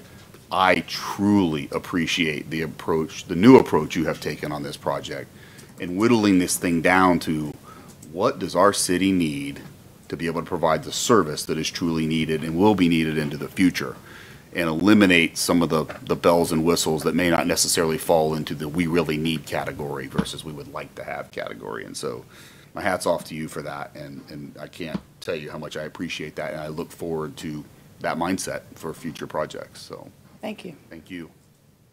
Drew, you got anything, or? Not really. I mean, I do appreciate that you took the time to explain this to me, because I had some questions. The way you explained it really answered them all, so I'm not going to waste any time answering questions because you've answered them, and I do appreciate the way you did kind of whittle it down and, include what's absolutely necessary, and then, it was in the end, the project's going to be good, and we're going to get what we need without overspending, so much appreciated. It is interesting. All five of us have different viewpoints, some of it based on our backgrounds, whether it be a fireman or a teacher or a policeman or a business person with an MBA or whatever it is. So all of us, but yet you know, it's amazing. We have to make policy decisions about things that we may or may not be expert in. So we're very, very reliant on staff, not just to bring good projects to us, but to be able to educate us to understand that. And I appreciate the extra time you did put in to do that with us. Anybody else like to speak to this? There being none, call the roll. Councilman Tremont. Yes. Councilman Bastian. Yes. No. Vice Mayor Ford. Yes. Mayor Burnett. Yes, 4-1. Item 21, Transportation Impact Fee Credit Agreement with GSAM Capital. The recommended motions to approve the Transportation Impact Fee Credit Agreement for GSAM Capital US LP. May I have a motion? So moved? Second. We have a motion, a second. Who's presenting? That'll be Wayne Clark for both 21 and 22.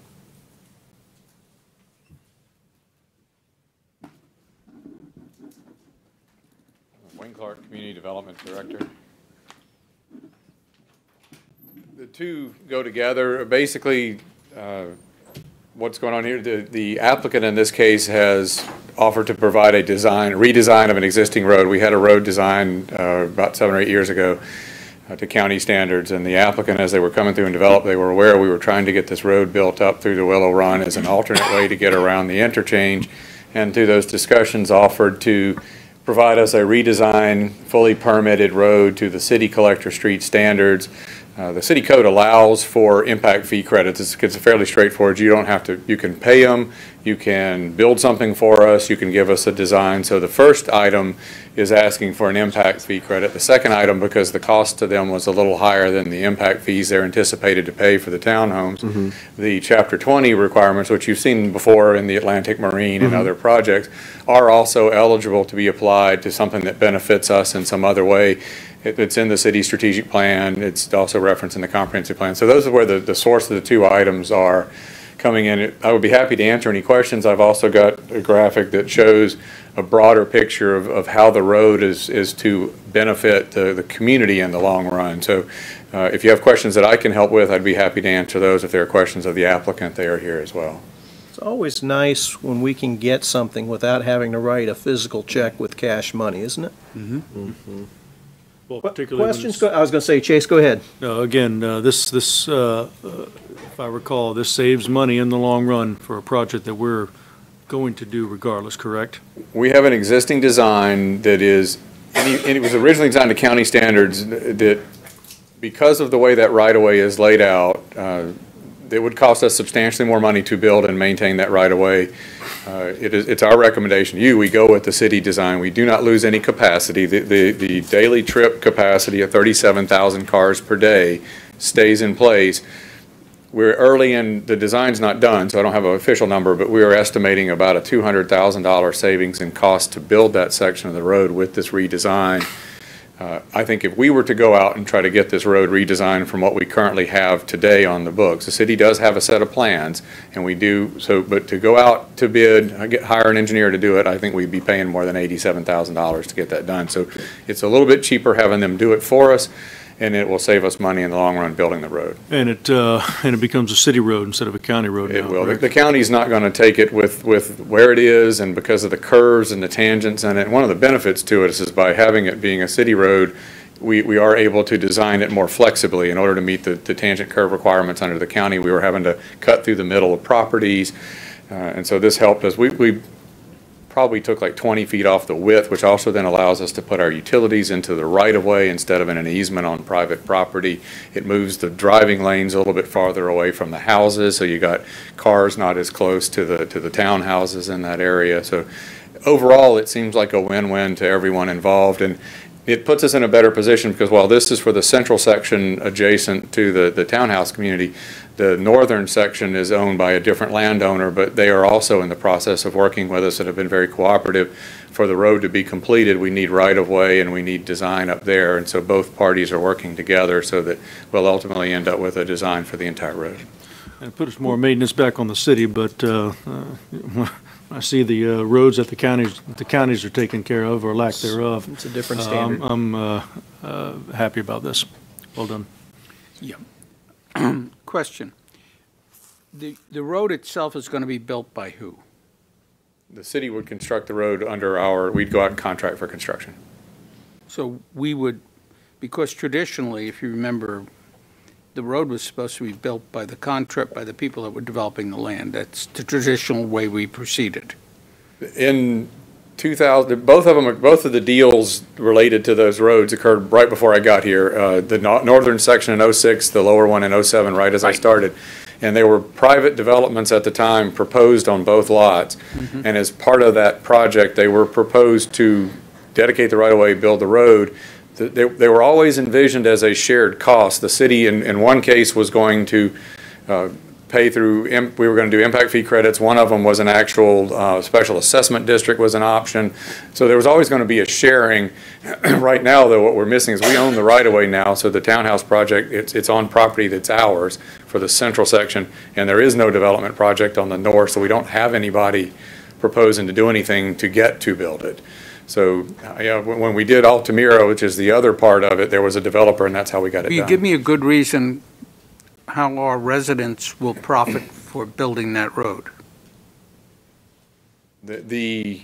Everybody's going to profit from having the road there. As you can see, the options in here, we're only allowed to exact from landowners something proportionate to the impact that they have on the road. So, for example, the townhouse project at 64 units, the road itself will have a 37,000 trip per day capacity. Estimated trip generation from that townhouse project is less than 1% of the capacity of that roadway. So we're not allowed to go to somebody and say, you need to spend $2 million to build a road for us, to then turn around and utilize 1% of its capacity. So we have to be proportionate and fair. So oftentimes, in what we had done in the past, developers, all this stuff's pre-recession. The same thing with what Horton happened on the west side. Back when commercial money was freely flowing, they would say, look, here's money up front. Build this road. If this will get the city to leave me alone and let me build my houses, here's some money and I'll go. They can't get that money anymore. They can't get money to build shopping center out parcels first without money. So we're not seeing anybody come in that has that ability to upfront money to us. It's structured to get, like in this case, we're getting a design, we're getting permits. The northern property owner we don't have a complete finished deal with them, but we'll be back in front of you at some point when we work out how to get the northern part of it done. It will show up as a fair share project for you in the future. So where the difference primarily here is that we would probably pay up front. We can get impact fees, we can find other grants, we can pay through our capital budget and then collect it. We would have to be the upfront money source, but that's how things were supposed to work anyway. Cities collect impact fees, save your impact fees, build capacity. Do we have impact fees sufficient? We have impact fees to help with the central section. We also have money budgeted for the central section. We do not have impact fees for the northern section, but we also don't know exactly right now what the landowner is willing to contribute versus what we are. So the central section, I think we're in pretty good shape with the reduced cost, with the money that's already in the budget. That's fine. The northern section still has to be worked out as to how that will happen. So we tried a TPO grant on it. The way the TPO functions, it's a gap in a road, and right now, under their current rules, it's not an eligible. We submitted it, and it got rejected. So we were trying to come down a different path to find a way to get that northern section constructed. The other benefit, Vice Mayor Ford, will be that the folks that want to travel north on Williamson will not have to go past and through the interchange, which I've heard a complaint or two regarding that, to get north. They'll be able to use, if they're heading westbound on Dunlawton, they'll be able to bang a right on Yorktown and travel on north via Willow Run to Williamson without having to use the interchange. And that will be an advantage as well. I understand that. Okay. And however, they could easily take a turn on Clyde Morris and go down Willow Run. Very true. So it's not a big difference. The problem I'm having is I'm looking at some rough forecasts for the future here financially. Not that they're rough, they're going to be something we're going to have to cope with. I'm watching with all sorts of interesting projects now that are on the table. And when I put my little cash kitty together, I don't have enough money to pay for them all. And now all of a sudden we're paying for roads, when traditionally this city, whether you like it or not, Most of our roads were built by developers to open up the land. In my research on this, developers will build the roads inside of subdivisions. A road like this, I haven't found in the past that Port Orange had a developer pay for the road. We may have had them pay up front, but even Altamira, if you go back and look at it, we gave them Altamira millions was of the cash. first- was We the gave them first one we didn't land, we do. waived fees, all that Horton money, the intersections, the extension of, I don't remember all the roads that we did, but there's interstate roads, there were 4 or 5 different projects. All of those, we just, as we collected the money, we turned around and gave those checks back to the developer. For those of you in the audience who are wondering why I'm questioning this, there's a lot more to this story of Yorktown Boulevard. Yorktown Boulevard, first of all, should not have been a city road. It was supposed to be a county arterial, That was correct? the original plan. The original plan was it for a B. And then something happened at Altamira, where we ended up intervening and designing a road that the county refused to accept because the curve was too great. Shouldn't have done that. And now, the rest of Yorktown has now come at what's going to be considerable expense to the city to finish, and I don't feel good about it. And it's not you. It's the decisions were made here at the council level, but I'm not happy with those decisions, and my colleagues were not on the council then. I was, and I voted against it. And we're trying to make the best of it for you that we can. You're trying to make right the now. best of a mess that shouldn't have happened. Okay. Financially, I mean, there's nothing illegal. I'm not making any, it's just that it wasn't the best fiscal way for the city to proceed for itself. And only reason I bring it up, so we don't get into this again and again. You know, we learned from the things we shouldn't have done. And that's why we were hoping, when we looked at that design, if we go ahead and build it as currently designed, we've got a 22-foot wide median that Public Works has got to maintain in perpetuity. The city design allows it to be narrower. There's an extra 8 feet, 4 on either side for on-side bike lanes, which we don't have anywhere else on the road. And we have sidewalks on either side of the road. So that saves in pavement cost and overall long-term maintenance. It's cheaper to build. So like you were getting at, it's now that it is what it is, the situation presents us with, we can have a design and a permit at a cheaper cost than if we went out to do it on our own. Okay. Enough said. Did I get some technical stuff wrong? Mr. Ford, my name's Dwight Durant with Zev Cohen & Associates. Just to make you feel a little bit better about it, it was originally a county thoroughfare road that started up in Daytona Beach. Yes. And there was The a lot of hook into homes and Yorktown. driveways put on it, and then at that point, the county had no interest on it, and it was cut off, and this was a remnant that the current administration at the county has no use for whatsoever, and we're actually going to pull back the impact fee credits that were being offered for it. So even if different things would have happened to the south, I don't think it would have the county would have held on to it. The county would have had, if the county had accepted the South Road, it would have been in the position where it would have had to move all the way. And that was before all the rest decided. That's correct, but I've seen it before. They've had the opportunity to remove it from the thoroughfare plan, and they did that up in Ormond on a couple of roads too. I wouldn't blame them. Yeah. I mean, Anyway. maintaining a road is not a pleasant experience. Saying goes, you can't unscramble an egg. And we thought that the graphic I put in just to show, because we'd had a conversation before about how does it really fit into the big picture of the long run, and it's not the most critical road, but you can see the reason we put this in here is the pink line shows where Yorktown, or purple, whatever color it is, goes up most of this undeveloped land, some of which is in the city, some of which is not. But when all that develops, and it will eventually, that traffic right now has to go down the blue route where Williamson is, or people on the other side are going there. So if you're trying to get to Spruce Creek High School, if you're trying to get to a football game at the high school, if you're trying to get to Walmart or any of these other stores, it provides you a different alternative. And right now, it ties into that whole northern network. And so it does become a key part of the overall Collector Street network of the long-term future for the growth. I think at some point, as we've talked about with the tax, the tax rate, sales tax, if we can get Williamson widened, that's probably our biggest challenge right now, is that road is the closest. It is over capacity. So this road helps relieve that as well as the interchange, and we do plan, assuming it's okay with you, we come back with a fair share project to put on this road so that we collect money from people who are impacting it to help. And I hope that we work very hard at limiting the damage done to our taxpayers with this.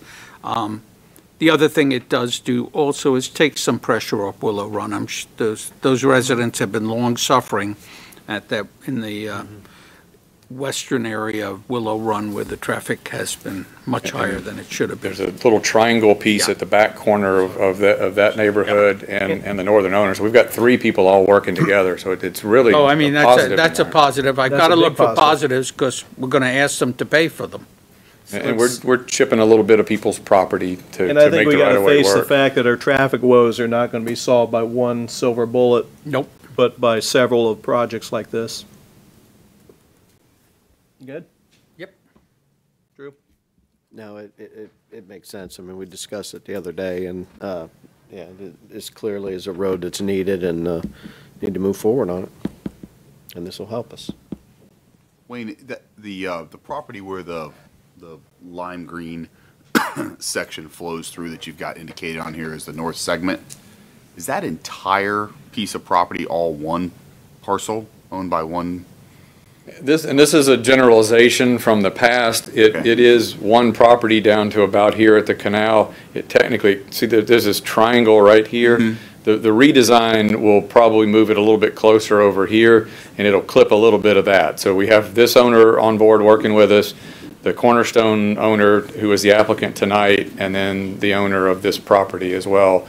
All 3 working together, one engineer, 2 engineers are all working together to coordinate so that we make sure that the road lines up correctly and works together. So we're ready to go with the central piece, because that project's through. The northern piece will be back to you here shortly with how we plan to make that work. The reason I question, and I'm just thinking here, I guess maybe out loud, is that the initial plans for that Williamson extension that goes through Woodhaven kind of had it going through that middle of the property, and then they later came back and moved it to where it more parallels I-95, which I think was a great idea. It pushed that more main artery farther away from the residential homes. As I look at this property, I just wonder if that's something that could be done. I mean, What we're looking at to foreshadow, and it's still in conceptual discussion right now, but the original approval of this zoning that had gone through in 2006 was apartment buildings. So there were multi-story apartment buildings lining the east side of the property. With the road coming over, the pond would end up lining the back of these houses. So now they would have a road a little bit closer to them, but they wouldn't have any buildings with people higher level looking into them. So there would be basically a pond and then a road, and the pond has a buffer. So it, depending on your perspective, I can't speak for everybody's opinion. Some people would like it better, some people may not. But it seems like as far as an impact, it's a lesser impact having the road with a pond than it would be to have a 3-story building I close. certainly like the idea of shifting Yorktown a little further away from the Williamson-Will Run intersection as well. And the property's zoned multifamily, but there's a lot of other multifamily in the area. And we don't know that it may end up, you may end up seeing a request for commercial come back here to this area, because there's multifamily in 2 or 3 other places right now that are already being proposed. So it's possible that this ends up because it's at a nodal intersection, that you may see a request to do that. Okay. That's all right. Okay. Anybody else like to speak to this? Council back, I'm sorry, come on up, Robert. You want me to leave the graphic up, or you?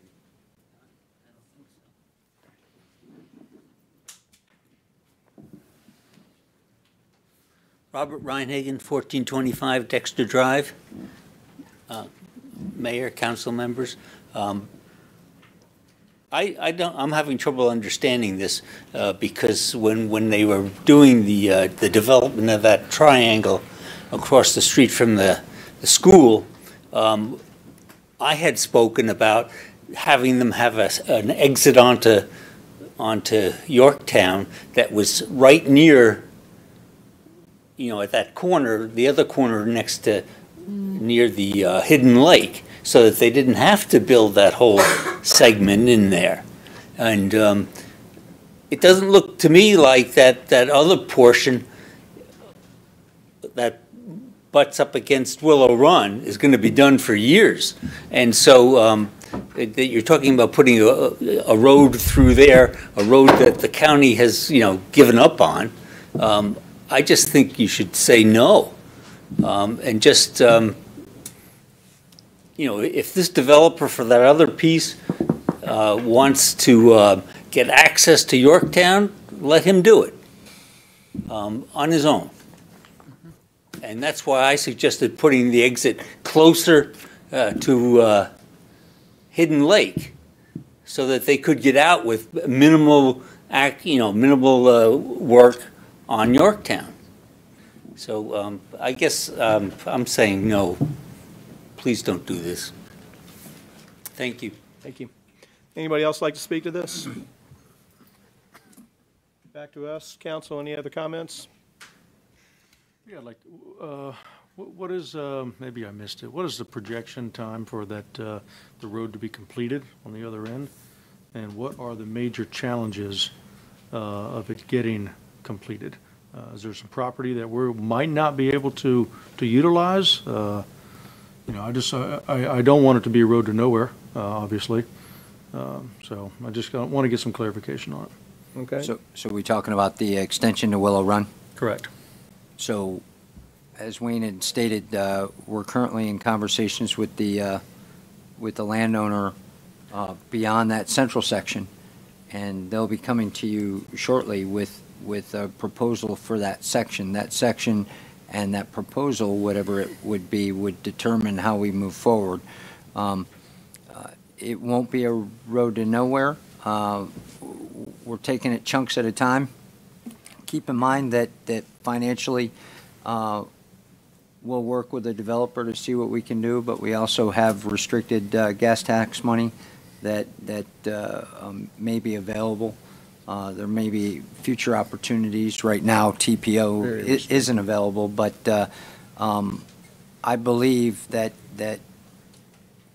I'm cautiously optimistic that we can get to Willow Run in due time, but we do have to work with the current landowner of that big piece of property to see what they want to do, what their proposal is, and what council's pleasure is if they do move to commercial. But keep in mind, getting a little commercial here in the city is important, and this might be the catalyst to get something out there on the corner of Williamson and Willow Run that'll put us in a good spot. Mayor, I'm supportive of this in that, I see the need of getting out there, but I'm reminded of what Stephen Covey said, begin with the end in mind. I would move that we wait until we have a conversation and we know what our end can look like before we invest into the beginning of the project, if the time is allotted. Keep in mind what you're investing is not dollars. That's right. Okay. And this, tonight we are not constructing a road. We are redesigning a road to make it feasible for the future. So what you're basically saying is we will have another pass-through for the actual road construction, because that's where the all this is a redesign of the central section to meet the needs of the future of the city as a city road. We'll have at least two more bites at this apple. If we choose to do this on our own later, we will have to pay for the redesign ourselves because the developer will have moved on, the central section developer, and we'll be on our own. And that's a key at point an added right there. cost. Yep. That's a key point.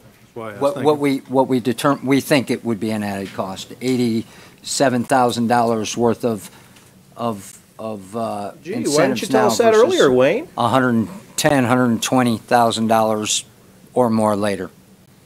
Thank you. Anything else? Call the roll. Yes. Yes. Yes. No. Yes, for one. Next item, targeted business agreement. The other portion of this recommended motion is subject to verification of fund availability prior to city council consideration. Moving to approve for the targeted business agreement for GSAM Capital. You have a motion? Motion to approve? Second. We have a motion and a second. Council, anything, we've covered this already. Any other discussion? Anybody else like to speak to this? Final bites at the apple, Chase? Okay, if not, call the roll. Councilman Tremont. Yes. Councilman Bastian. Yes. Yes. Vice Mayor Ford. No. Mayor Burnett. Yes. I like Bob's consistency. Item 23, Resolution 17-33, approval of the fiscal years 18 through 23 capital improvement plan. Resolution 17-33 is a resolution of the city of Port Orange, Volusia County, Florida, adopting a 6-year capital improvement plan for the city of Port Orange for fiscal year 18 to fiscal year 23 and providing for an effective date. Motion to approve resolution number 17-33. May I have a second? Second. With that in mind, I just weary of the clock. I'm going to call a brief 7-minute recess as I normally do about 8:30. We will be back in 7 minutes. See, I knew that was going to happen. That's why I Get ran another out. copy of that. Got another copy of that. Set timer for 7 minutes.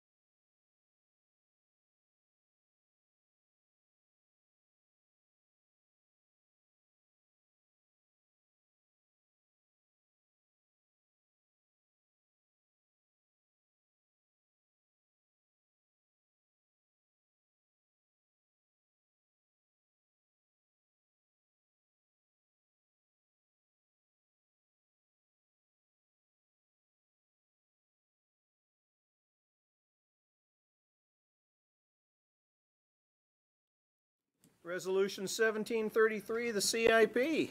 Guess who's up? Good evening, Mayor and Council. Tracy Ream, Finance Director. I'm pleased to present the CIP to you. As you recall, the first time you saw this was in mid-April when it came out as a draft one, and then we had a workshop on it at the end of June.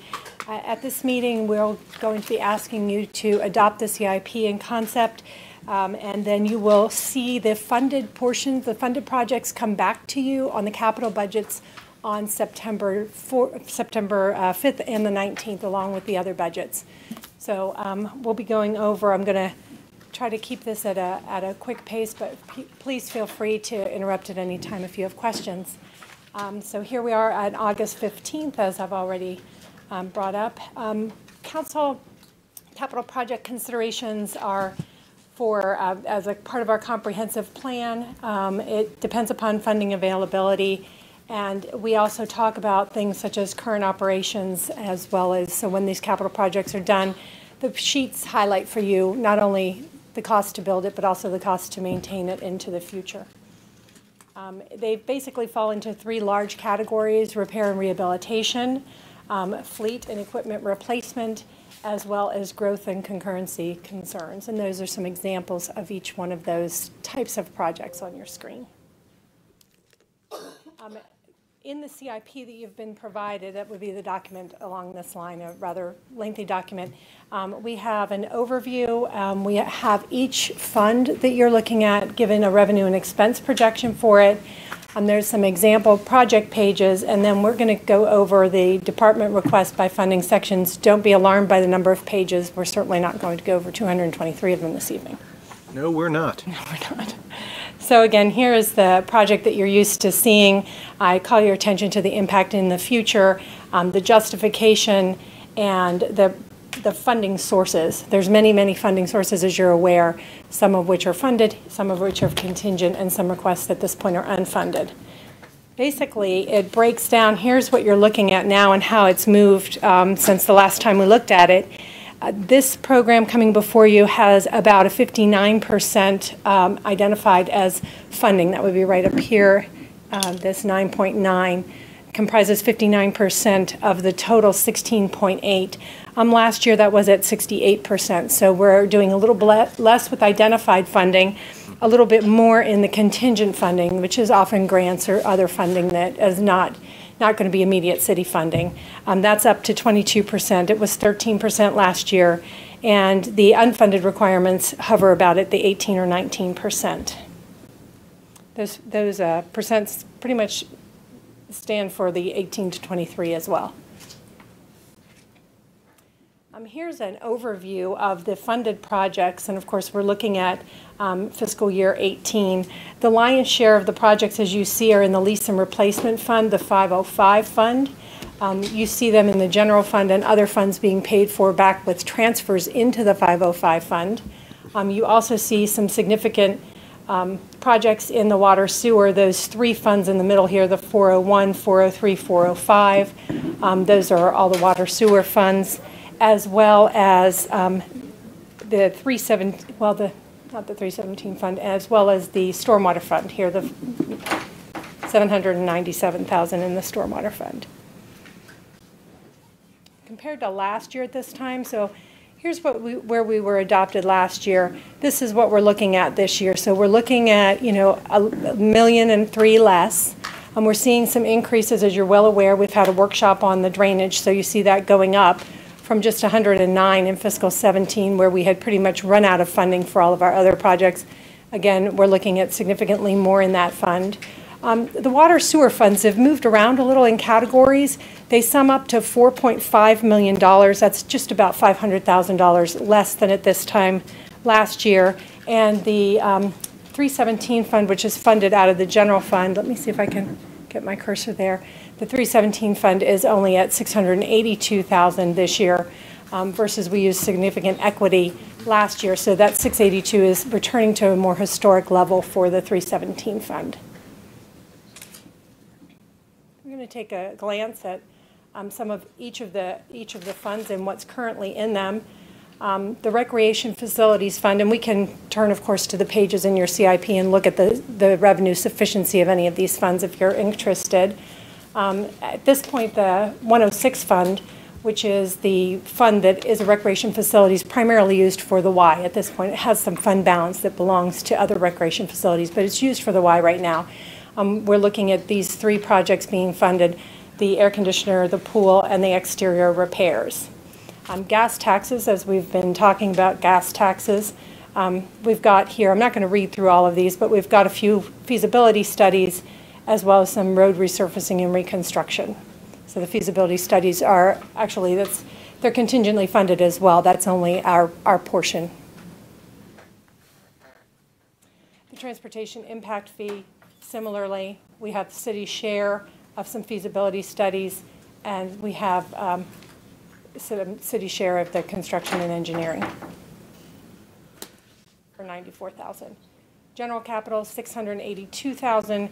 The projects that are funded are listed here. The largest, of course, being the dock refurbishment, followed by the south portion of the Riverwalk Park. Oh, and excuse me, the resurfacing of the parking lots. In water sewer, we're talking some of your larger funds. This is the operating fund. Give you a moment to overlook these. Meter replacement program, of course, is large. I believe that's coming to a close this year. Yes, Lynn's nodding yes.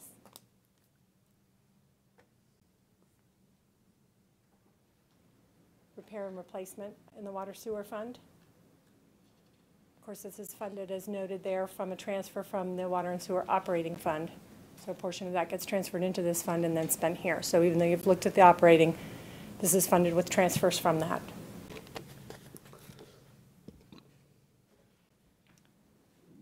Impact fee for water sewer fund. A lot of things in the replacements there.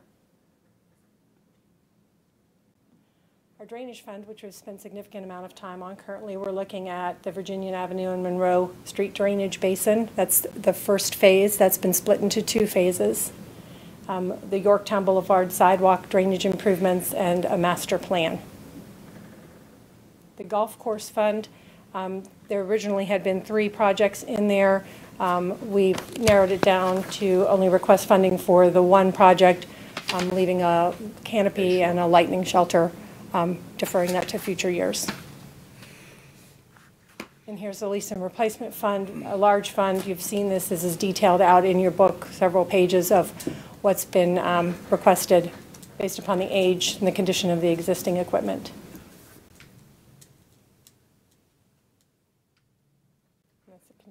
Of it. Building maintenance fund, we've scrubbed this fund significantly. Continuing to have a generator for Station 73. And these are contingent or proposed fundings. These are not items that are currently funded in here, but they are still items on the wish list. One more page of that. And these are ones that are unfunded. At this point, they haven't made it even to the contingent where we're hunting for grants or we're hunting for other funding sources. Looks like the majority of, it's not good looking in that our drainage really takes a pounding. Yes, sir, it does. And I think also in the drainage, one of the funded projects there is a master plan, which will hopefully identify those projects that will get the largest return on the investment. So that is one of the ones that is in that 797, if you want to take another look at that. Yeah. Not happy with. You spend your money on projects you know you can do, not on plans. But that's just my view of the world. Okay. So I'm bringing that up for a point I'll make later. Okay, so that's really the end of the presentation materials. Of course, there's several, there's an entire book. I'm more than happy to answer questions or talk with you about the sufficiency of any of the funds of interest. Bob, why don't we go ahead and start with you? Okay. I was concerned. I noticed that we have in the plan to be adopted in 18 which is the one we're working on right now, contingency, and I'm trying to figure out, if I voted for the capital improvement plan, I would be voting to start that project, and that's, the project is the Karasi Fields. And I see $860,000 approximately in funding in the budget for 18, which we're now working on. Is that correct?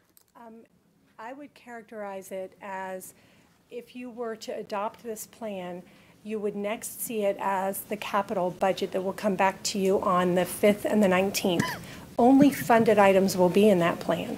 So only the items that total up on the funded list of this, the 9 million at the top, will actually be included in the capital plan. So that's what you would be then passing on the 5th and the 19th. Anything that is contingently funded, an additional funding source would have to be identified before staff could move forward with it. But the concept of those, all those contingent items is what we're talking about tonight, right? Yes, the concept of us pursuing a grant opportunity or other funding sources, it's in that sort of... Use the bad word, bond debt. That's one contingent That's funding one- source? One funding Yes, source. it's Which one. happen to be associated with this one. So the last joint council meeting we had with Parks and Rec, council specifically talked about bond and debt being one of the options, so we put it in there. We'll try money any way we can, if that's the way we want to go, other than writing a check for it, because we don't have the money for it right now. Here's my concern. In this plan, I got under contingency, which means we're talking about. We're going into this vote after a heated discussion and more heated discussion to just get enough money to meet this year's commitments and set our budget for next year.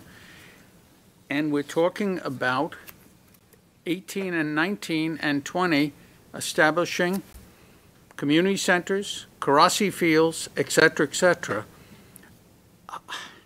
fiscally, are they good ideas? Are they wonderful? Absolutely. But are they available right now? Financially, I can't see it. But you're putting out a program here that suggests we're going to be doing it in the next year. And the other comment I want to make is, I'm not enthusiastic, especially when I know that we're going to be running into that the best estimates right now, and everyone should be setting their 401ks for it, is approximately 20, we're looking at about a year-long economic downturn. Is this the time to take on that type of debt? We're talking about some major debt. So my concern is, when I look at this, I'm looking at us voting, I'm voting on some stuff that's fiscally, I don't think we can do right now. And there's nothing wrong with doing one thing at a time. Let's get Riverwalk Park done. Should we consider this? Karasi expansion? Yes. But if I'm going to consider it, I have to know how much it costs, where exactly it's going to be, how many acres, how much it's going to cost me, and none of that's been done. We have not done a commitment study or anything, and we're talking about funding in 18 for it. We actually, so Vice Mayor Ford, we actually put, based on council's recommendation, money in the budget for a design plan to see what would be feasible with separate property, as well as maybe adding to the Karasi. We had to take that out because we had to balance the budget. If we went forward with anything out west with the sports complex, some of this money would be for that feasibility and design. We don't have any money right now. I agree with you. And so this is just a concept. It's on the CIP because... Shouldn't we put it a concept for 19 or 20? Council asked that it be added for this year, so that's. I don't why it's, remember ever voting for it to be added this year. It was consensus of council at the joint, meeting. I read the that- meeting minutes, and I did not see that in the minutes.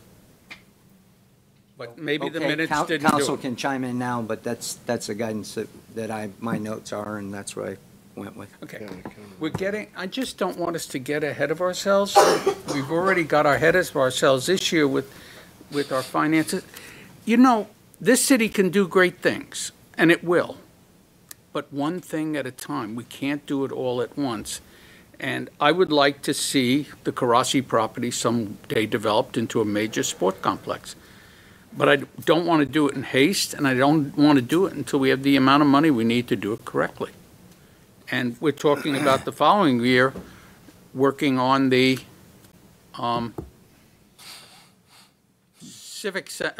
community center. And don't we have how much money do we need to finish off Riverwalk? Shouldn't that be our first priority? I think Do we have it budgeted yet? it's in the budget for the southern phase, we just briefed it. Okay. And that's funded? That is funded, yes, it was on the funded list. Okay. It's on your slide, Yeah, I'll it's on the slide presentation.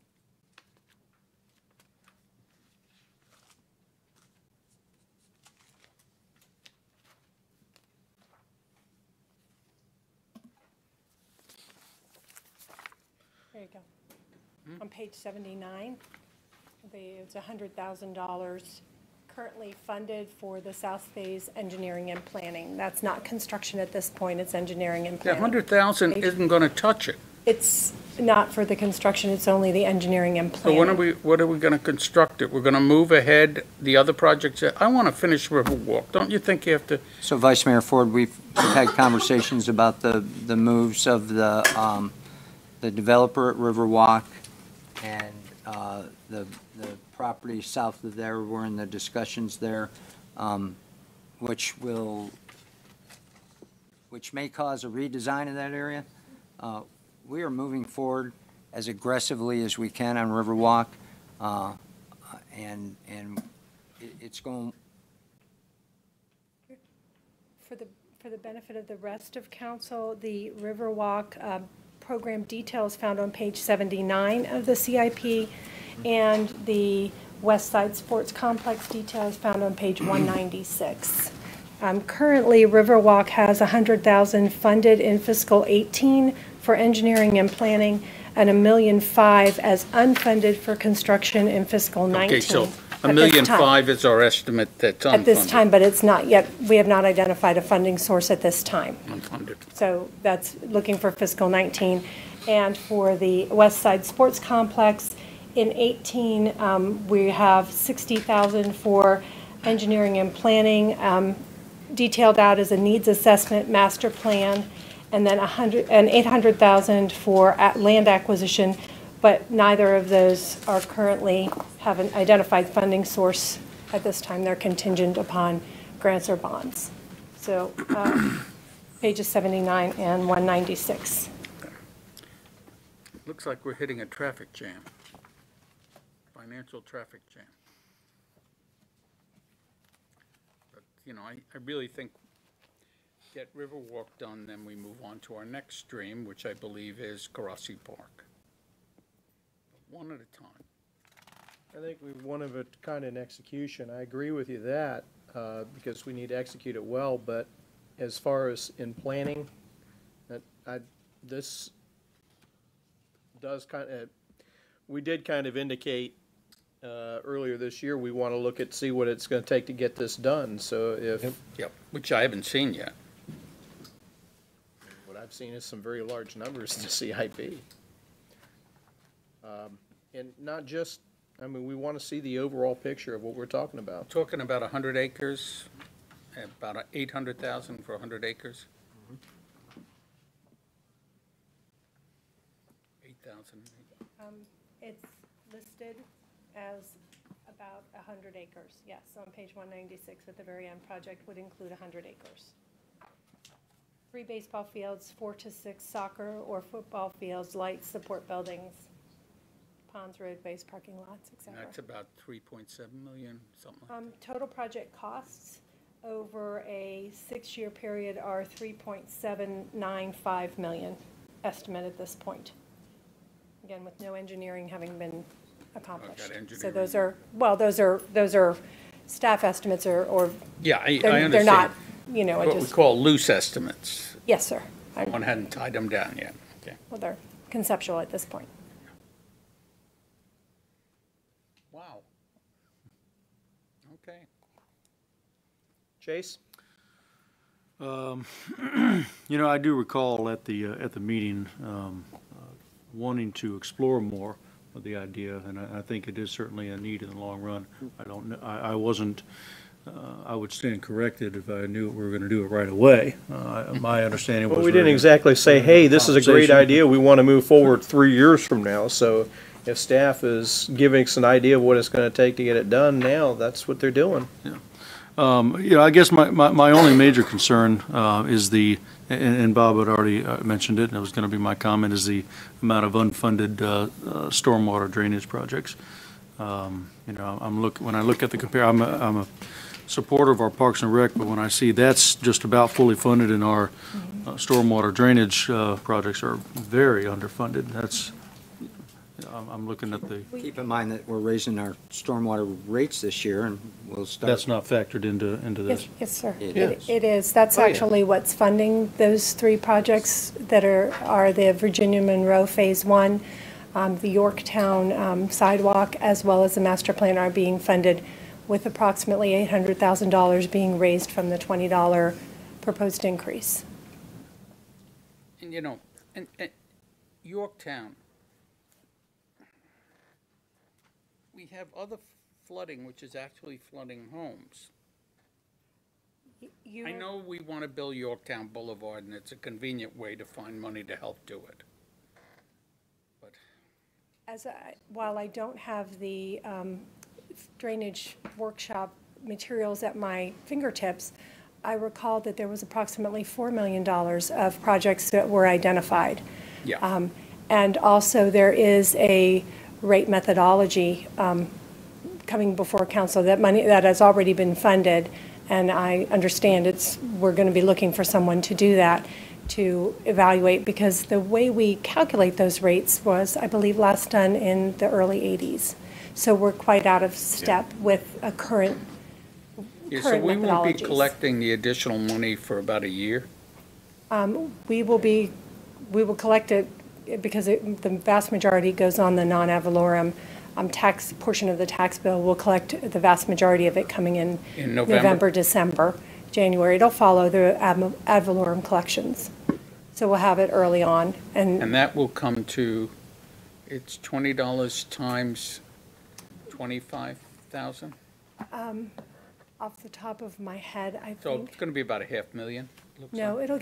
it'll be north of that. It'll be north of the You've half a got million. some commercial segments that'll be paying Yes, you more do. additional units. So somewhere shy of $1 million. For example, Walmart will not be paying the same as your house or my house. Yeah. Hope not. It's Nor should they. It's close to the 800,000 mark. That's 800,000. That's gonna be bringing it in. Of course, you estimate it, and then, you Yeah. don't get quite 100%, so. Right. Chase, you got, Drew?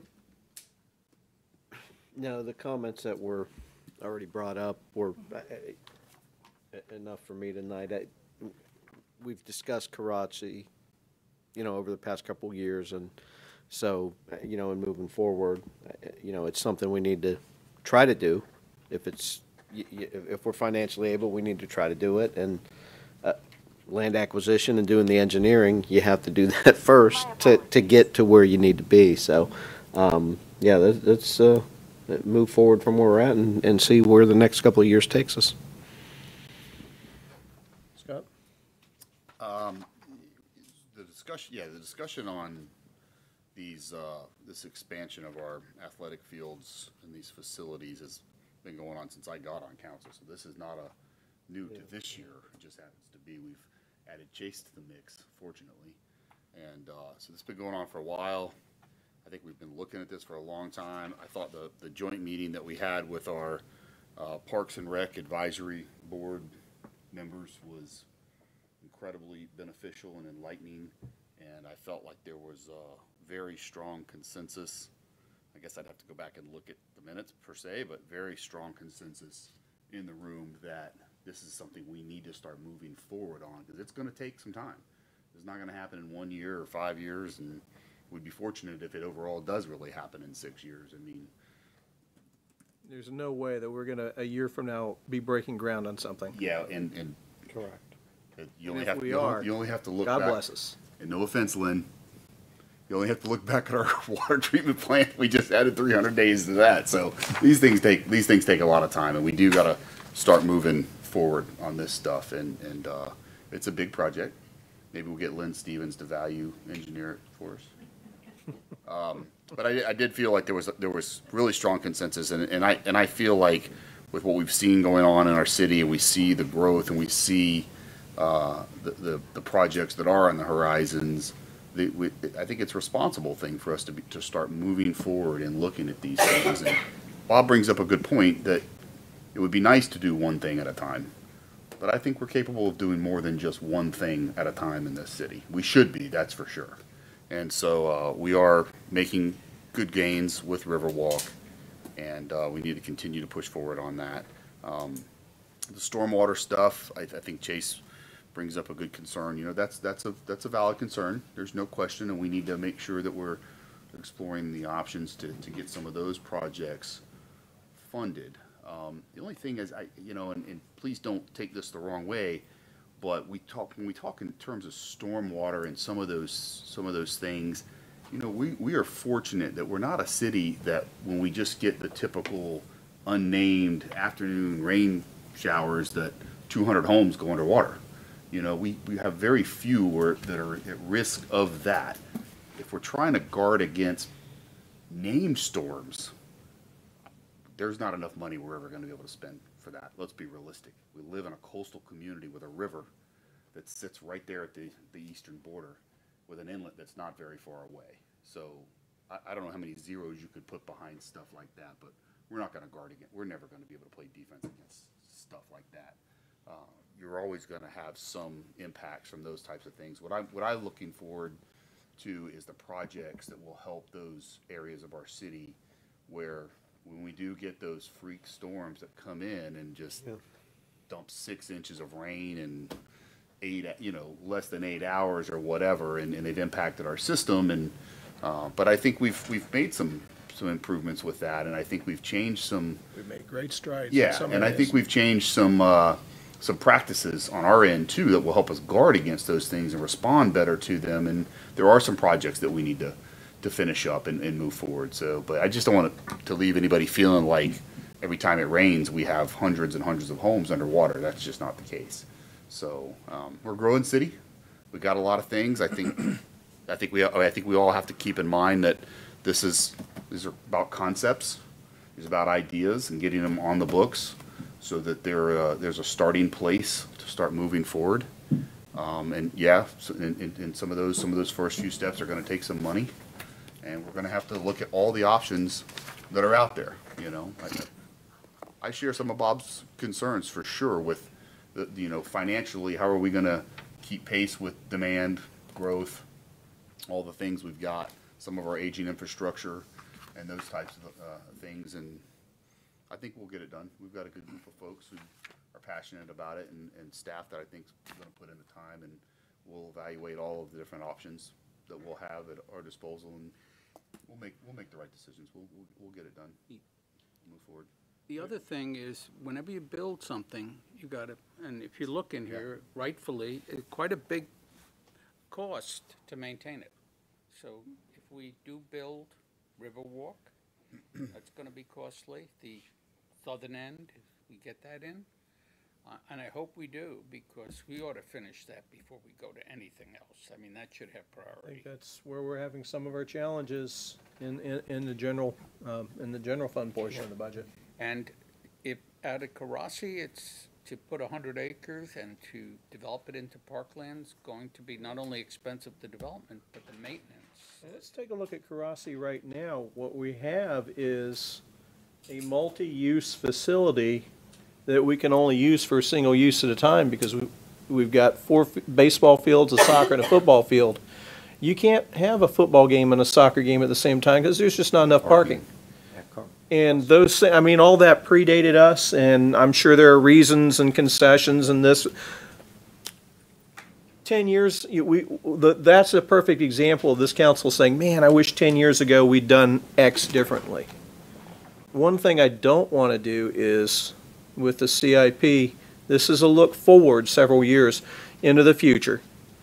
To have a council 10 years go, man, you know, I know they were talked about those things. Why didn't they do that then? Or why did they take this out?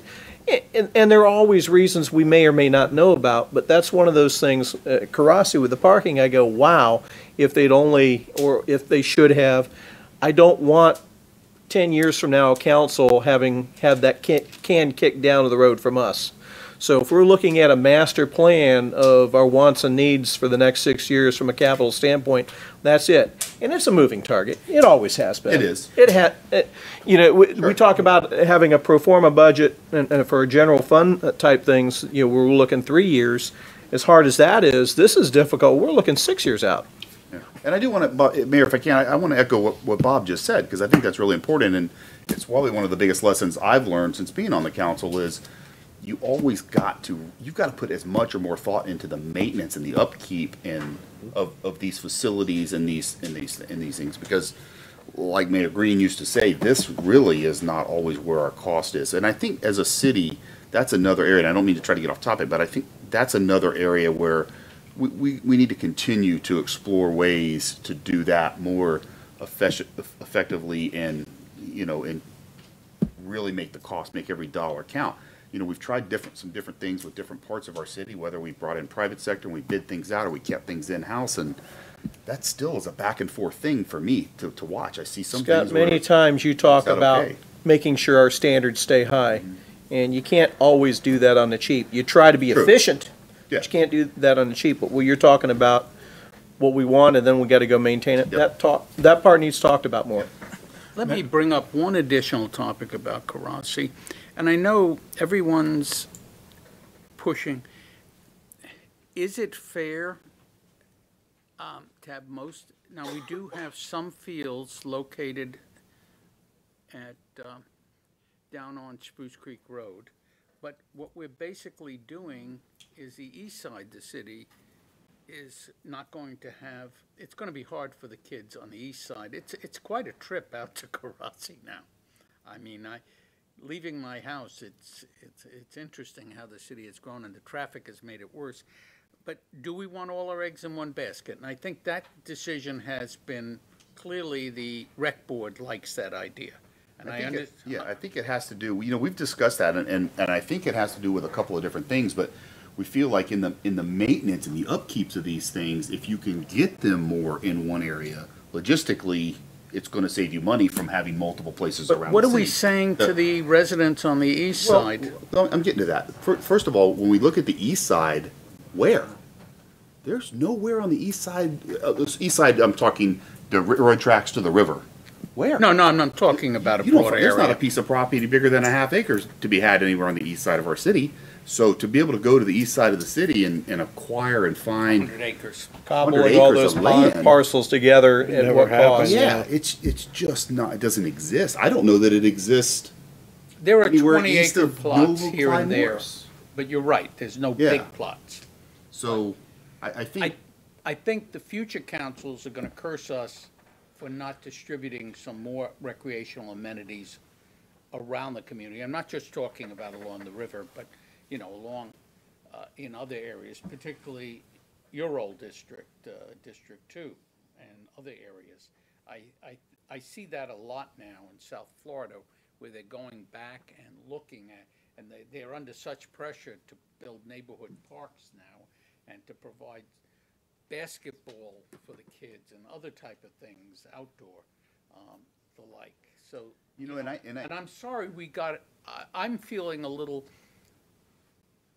I understand the beauty of a big old sports complex. They are impressive, but I'd really like not to throw away the thought of neighborhood parks where kids can go play basketball, can play handball, can play a little tennis maybe, or pickleball type things. So I'm just concerned. And you reminded me of something. I met with Wayne Clark probably, gosh, it's over a year ago. Wayne, I don't know if you remember, we were looking at maps up in his office because I was curious, where are all the existing, if we could do anything on a 5, 10, 20 acre piece of property, wherever, where do all those things exist? And when you look and you see what could and could not be available, there's just not much east of the city. And Bob, down in your district, in the east side of the city, there are a lot of neat little places. You got a tremendous amount of little park parcels down in the south end of the east side. When we got them from the county. And you've got the largest park in the entire city of Port Orange on the east side, and that's the river. That's a great place. I mean, and that's a great place for kids and places to fish and kayak and canoe, and we're adding the river walk. Bushman's over there as well. Bushman's over there. Riverwalk's over there. There is a tremendous amount of stuff to do on the east side of the city. It's just different stuff. And I think we got to face times changed. There would be, 20 years ago, you would have told me that we needed more basketball courts. I would have said, yeah, we probably do moving forward. Kids don't do that. 10, 15 years ago, the basketball courts at Silver Sands in the afternoon, late into the evening, all of them full. Mm-hmm. Now they have half the capacity and they're not even full. So you could build them and they're not going to come. What are you telling me about Karasi Park? Well, that's okay. Park versus rec. Park versus rec. Well, I would like to get a look of timing. I was concerned about Jack's comment, Parks and Recreation, that the fields are not maxed out in their usage.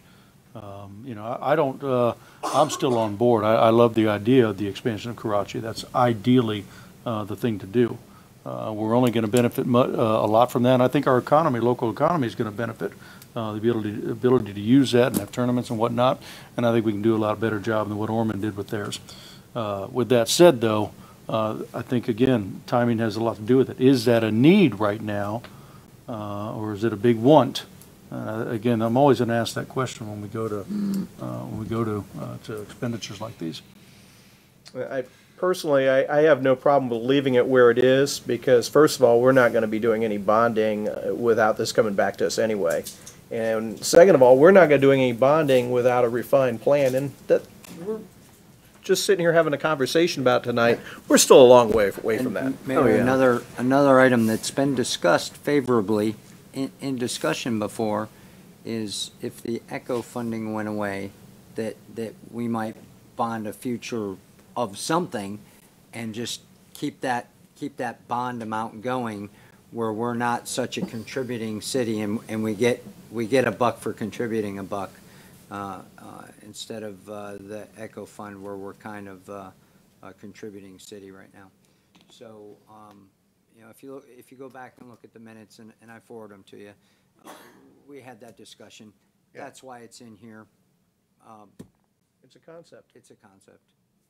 And Chase, I agree with your last comment, by the way. I really do. My concern and fear is, I'm a big supporter of Parks and Rec programs. I'm a big supporter of having a city that has a lot of options for all of our youth and our adult residents who want to be active. What I don't want to see us is wait until there is no space and then go, okay, give us 6 to 8 years and we'll. So I agree. While Jack's comments, by the way, I think what Jack was saying is there's some space and some room. However, there are peak times and periods where there isn't any at all. So there are times where things are completely booked up. You're not gonna during baseball season that from 6 to 8. There's only that's it. It's tapped out. You know what I mean? So, but I just don't want to see us get into a position as a city, 2-3 years down the road where we're turning youth away and capping registrations and saying, hey, we don't have a place for you to go and do these things. Doing some of that 100%, and then I totally agree, and that's why I just want clarification on that. And great book, The Tipping Point. Yeah, I want to make the decision before it's too late. I agree 100%. Go ahead, Bob. Let me make a comment. We have gone from a West Side Sports Complex that we talked about a lot. In fact, I pushed it. And I had a long talk with Mayor Green. He did make a very good point. He said, this city's in interesting fiscal shape. He said, it's good.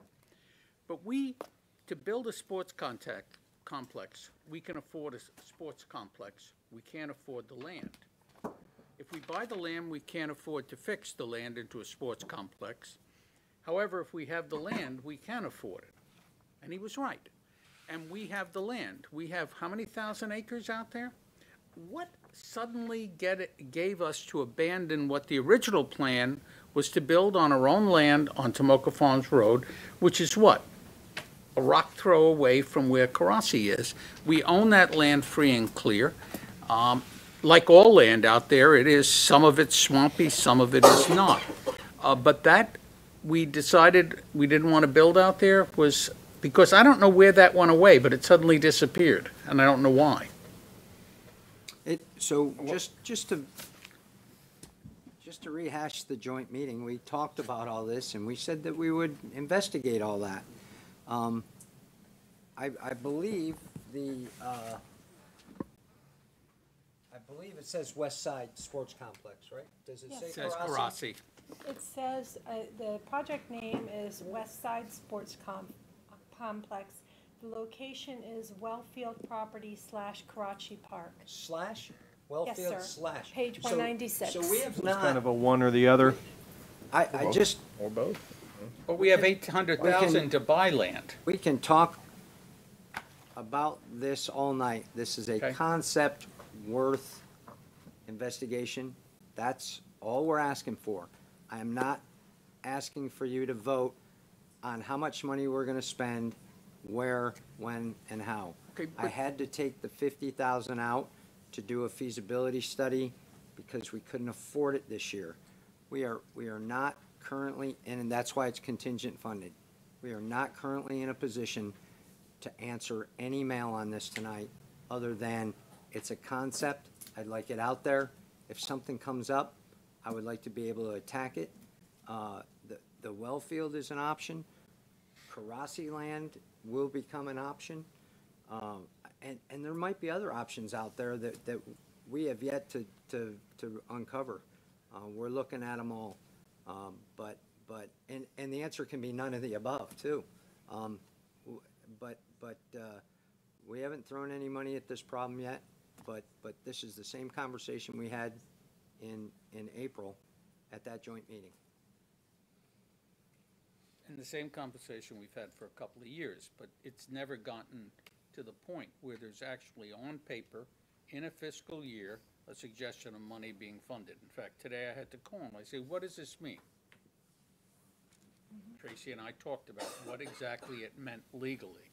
We're talking about $860,000 sitting in a line under contingency. And what it means is, I guess, if we go to debt, if we float a bond, then the money would come from the bond. Is that what it means?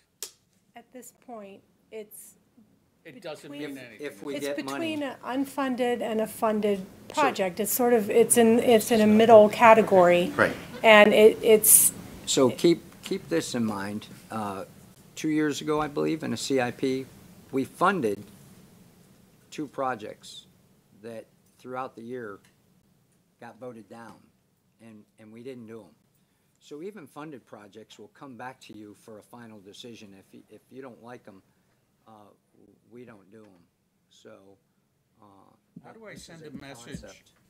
other than voting against things that I think in the end we will probably do someday, but slow down? How do I send that message? I believe you have.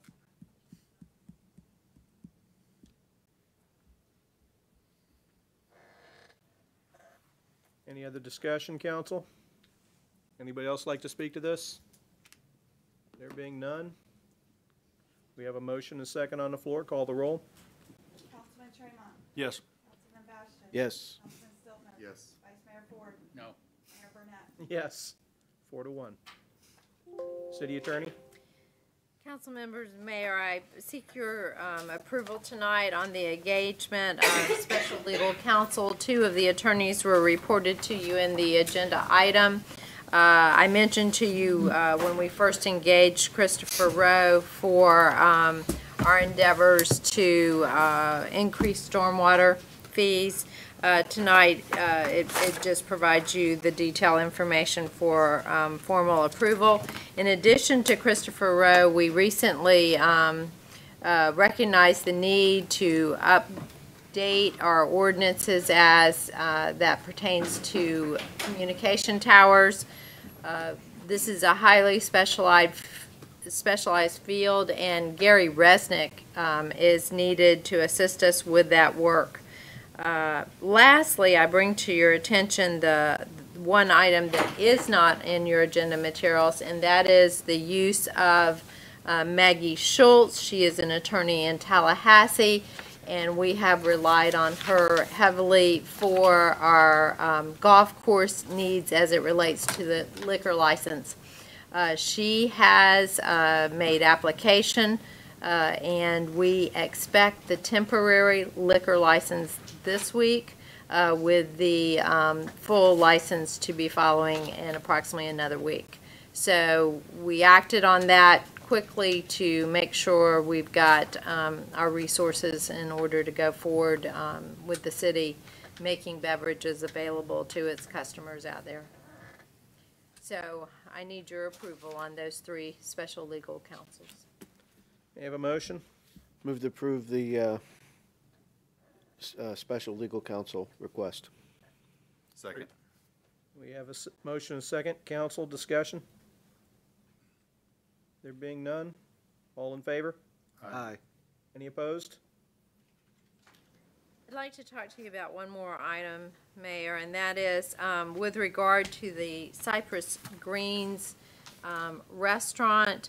I'd like to be able to be in a position to move forward on enforcement of the terms of the lease and to take appropriate legal action, whether it be with regard to records or recovery of property or a suit in contract or perhaps another means. We're examining the agreement now to see what our options are, and I'd like to be able to get your authority to go ahead and file appropriate action should it be necessary, but subject to the city manager's review and approval. Our goal, obviously, my goal is always stay out of the courtroom, but should it be necessary, I want authority to do what needs to be done to reasonably approach recovery of what is rightfully You owed. actually need our authorization, because isn't this like just protecting city interests? Yes, sir. I always come to you before I go dancing into the courtroom. We had a contract, we both signed it, they terminated, they didn't follow up on their end. Yeah, recover. And as you know, with litigation, I keep you posted as Yep. as we move along. So I just want that authority clearly stated. You know, I'm a policeman that Clearly always stated. believes if the law isn't enforced, why have it? You know, and unhappily, in cases like this, civil law needs to be enforced by civil action. Now, whether we have to spend $1 million to get 7,000, No, I don't usually. I don't think go down I that don't road. think I want to go that way, but some reasonable gesture to make sure. Absolutely. Could I get a vote on that, Mayor? Sure. We have a motion? So moved. Second?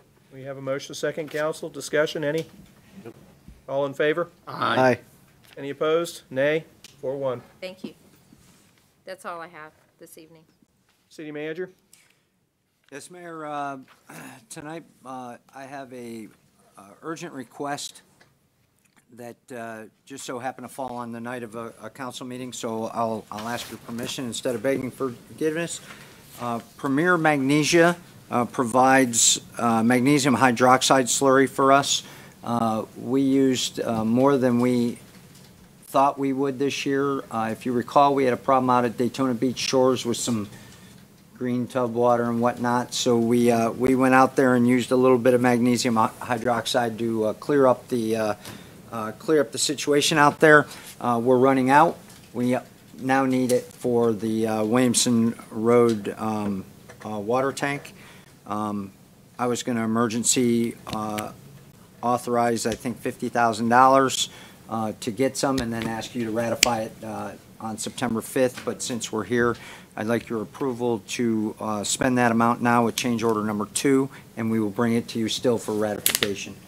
May I have a motion? So moved. Second. Council discussion? There being none, all in favor? Aye. Aye. None opposed, 5-0? And that's all? No. I Also, don't think so. also for the public, I think we've made it pretty public, but I will officially announce to council and the public that we recently had 3 departures of the staff. Branford Adumois, our Public Works Director, is leaving the staff at the end of the week to pursue some personal interests. We hope to see him back in the Public Works arena in a different role. Also, Mike Sylvie, the Assistant Public Works Director, is departing on August 28th. As I've indicated to Council, Lynn Stevens, the Public Utilities Director, will be the interim Public Works Director. We've already put out the advertisement for a new Public Works Director, have about 25 applications. We'll be looking at finalizing those list of finalists and interviewing on or about September 6th, I believe. Lastly, I think you all know that Mr. Wayne Clark, our Community Development Director, has taken a job in his old hometown of Wilmington, North Carolina, working for New Hanover County. As they expand, they have some road expansion. They're looking for mixed use. It's right down Wayne's Lane, so he's going to go home, I guess, and spend some time there with his friends and family and help grow New Hanover. I haven't made a decision on the interim yet. I just got that news, so I'll let council know as soon as I make that decision. Last but not least, as we've talked about a little bit, the tavern, Cypress Greens LLC, departed the golf pattern last Sunday night. Monday, the course was closed. I think we hustled, and the city has put in place a short-term plan for food trucks. Those food trucks have been out there not selling alcohol because they don't have a license, nor do we, but we talked to John Cameron a little bit, but it sounds like they're making a little bit of money, but I don't think they're making enough to stay there for any length of time. I've had multiple caterers come up to me and tell me they want to be part of the midterm or long-term solution. And I think the way forward would be a long-term solution to enter into a contract with somebody else. I really, based on history, don't think Kemper ought to get back in the business. Agreed. I don't think the city ought to get back. Hold on, stop right there. I just want to make sure, because we all spoke as a council. Has anybody changed their mind? Nobody's changed their mind? Nobody's changed their mind. We don't want Kemper getting back in the business. My thoughts are your lot. So yeah, I just want to make sure you're clear on what we think. Kemper, the city ought not be getting back in that business. And Kemper. So I would like to see about working a long-term arrangement, similar arrangement-wise to the one we just had with somebody that can make that work. I think in the long run, we have to have a little more flexibility on what that group that goes in there can do. I think we have possibly a misconception. No, it could be something we want it to be, but I think we start with baby steps and then expand instead of saying, you know, we'd like you open at 6 in the morning. I want you to stay open till 8 at night. I want your beer to be $2.95, your milk to be $4.95, and your burgers to be, which is not what we did. But we did give them some pretty specific guidelines. So what I would like to do is seek your permission tonight after conversation to move forward to bridge a gap without competitively bidding, at least till we can get out an RFP and a competitive bid and somebody in there permanently. I can't use trucks, and we can't do it ourselves. We don't want Kemper to do it, but I need a stopgap. I have a bunch of So to be people clear, you coming. want us to authorize your ability to go find somebody and provide food services in the interim? Interim food service. Until we can do an till RFP. Till we can do an Any- RFP. Any May I other? have a motion to that effect? So moved. Second? Okay, now we can discuss. Are any of the previous bidders still interested in? We have a couple people that have come to the city saying, I can be part of the short-term or mid-term solution. Okay. I've had many people come up to me. I have one here today from Carefree Catering. Okay. That said, how can I help? Very good. So we have people in our community that really want to help. They're all business people. I'm sure they all want to make money too. Sure, absolutely. So, I want to work with somebody to figure it out. Do it. Do it. It may be too late for this now, but would there have been an option for the other group that was in there to have found somebody to approach us and say, we'd like for them to be able to take over the balance of the contract? Or So Councilman Is that enough? Stiltner, I wish, and I think Margaret and I would be in a different position legally if they had been a little more forthcoming with information to Susan.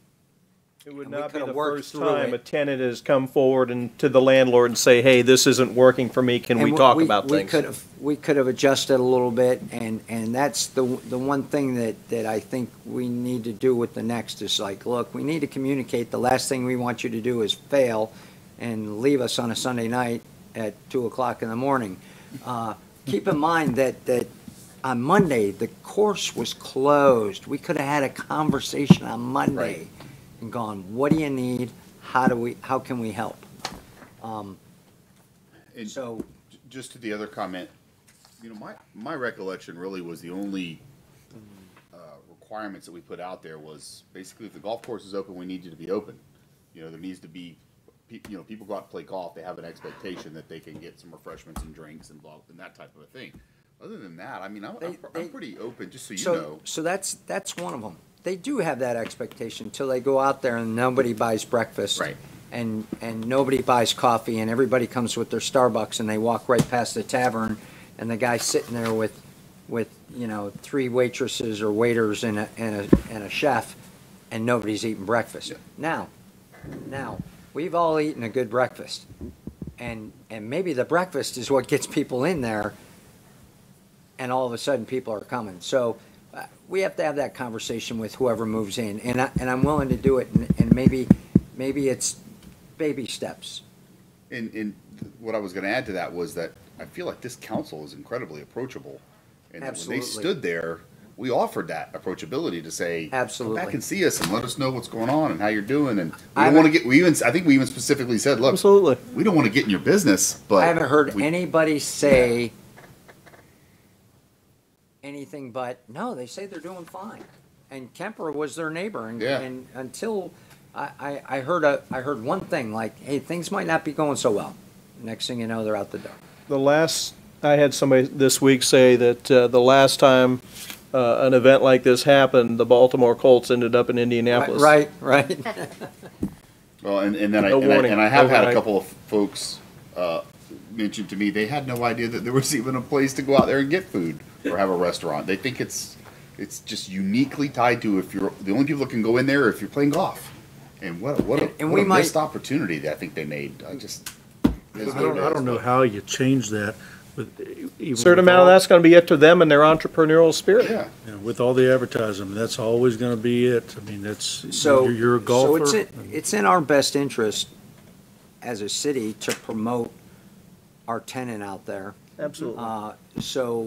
So maybe we do a better job of saying, go out to our golf course and eat our tenant's food because it's delicious, which we didn't advertise for them, but maybe we should advertise more. So We need to be careful there because Yeah, we that do. can be a slippery slope as We well. do. We do. And we and Jake and I kind of talked a little bit about this, but the the success story is not very far from there. When you look at the restaurant that's out there in the Spruce Creek Fly-In, Downwinds. you don't have to be a pilot to go out there and eat. You don't even have to live out there, and you have to go through a gated community checkpoint. Yet there's times you go out there, you will wait for a table. Food's good, reasonable price, good service. It's on Monday. And yeah, closed on Monday. Closed on I mean, Monday. it's no Cumberland Farm. Don't get me right. Looking for someone to do on Monday, huh, Drew? But seriously, I mean, I just. There's a lot of people going to eat at Cumberland Farms, too. Let's put a bow on this. Any other comments on the motion at hand? We good? There being none, all in favor, signify by saying aye. Aye. Any opposed? 5-0. Jake, you got anything else for us? Oh, I think that's enough, sir. I think it is enough. Art House, Art House, all is going well. We have a meeting this coming Thursday. We did very well with the fun and funky dinner, as you know.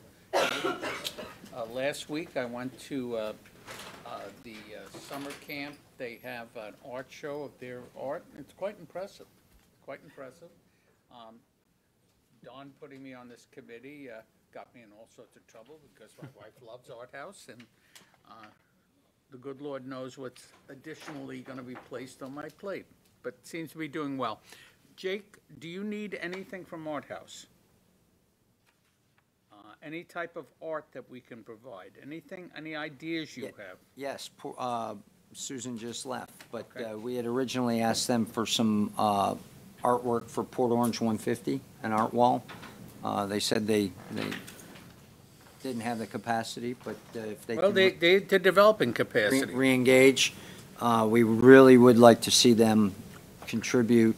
So Even for Port even Orange, maybe something- 160? 150. 150, Let's not give them 10 years. and the year is 2026 now. Okay, so with the wall, an art, I think they can do that. And also, Vice Mayor Ford, as you'll see in right now, in the budget, the general fund budget, I think the art festival is canceled. It's not funded because it's not funded because Bright House and Spectrum don't fund it anymore, and we don't currently have the money, lack of sponsorship. So if they can help us drum up sponsorship, we can get back into that. Now, what art do we do there? I know they're talking about we're going to do chalk art. Well, now that we don't have sponsorship, I think we kind of have a little bit of a empty palette.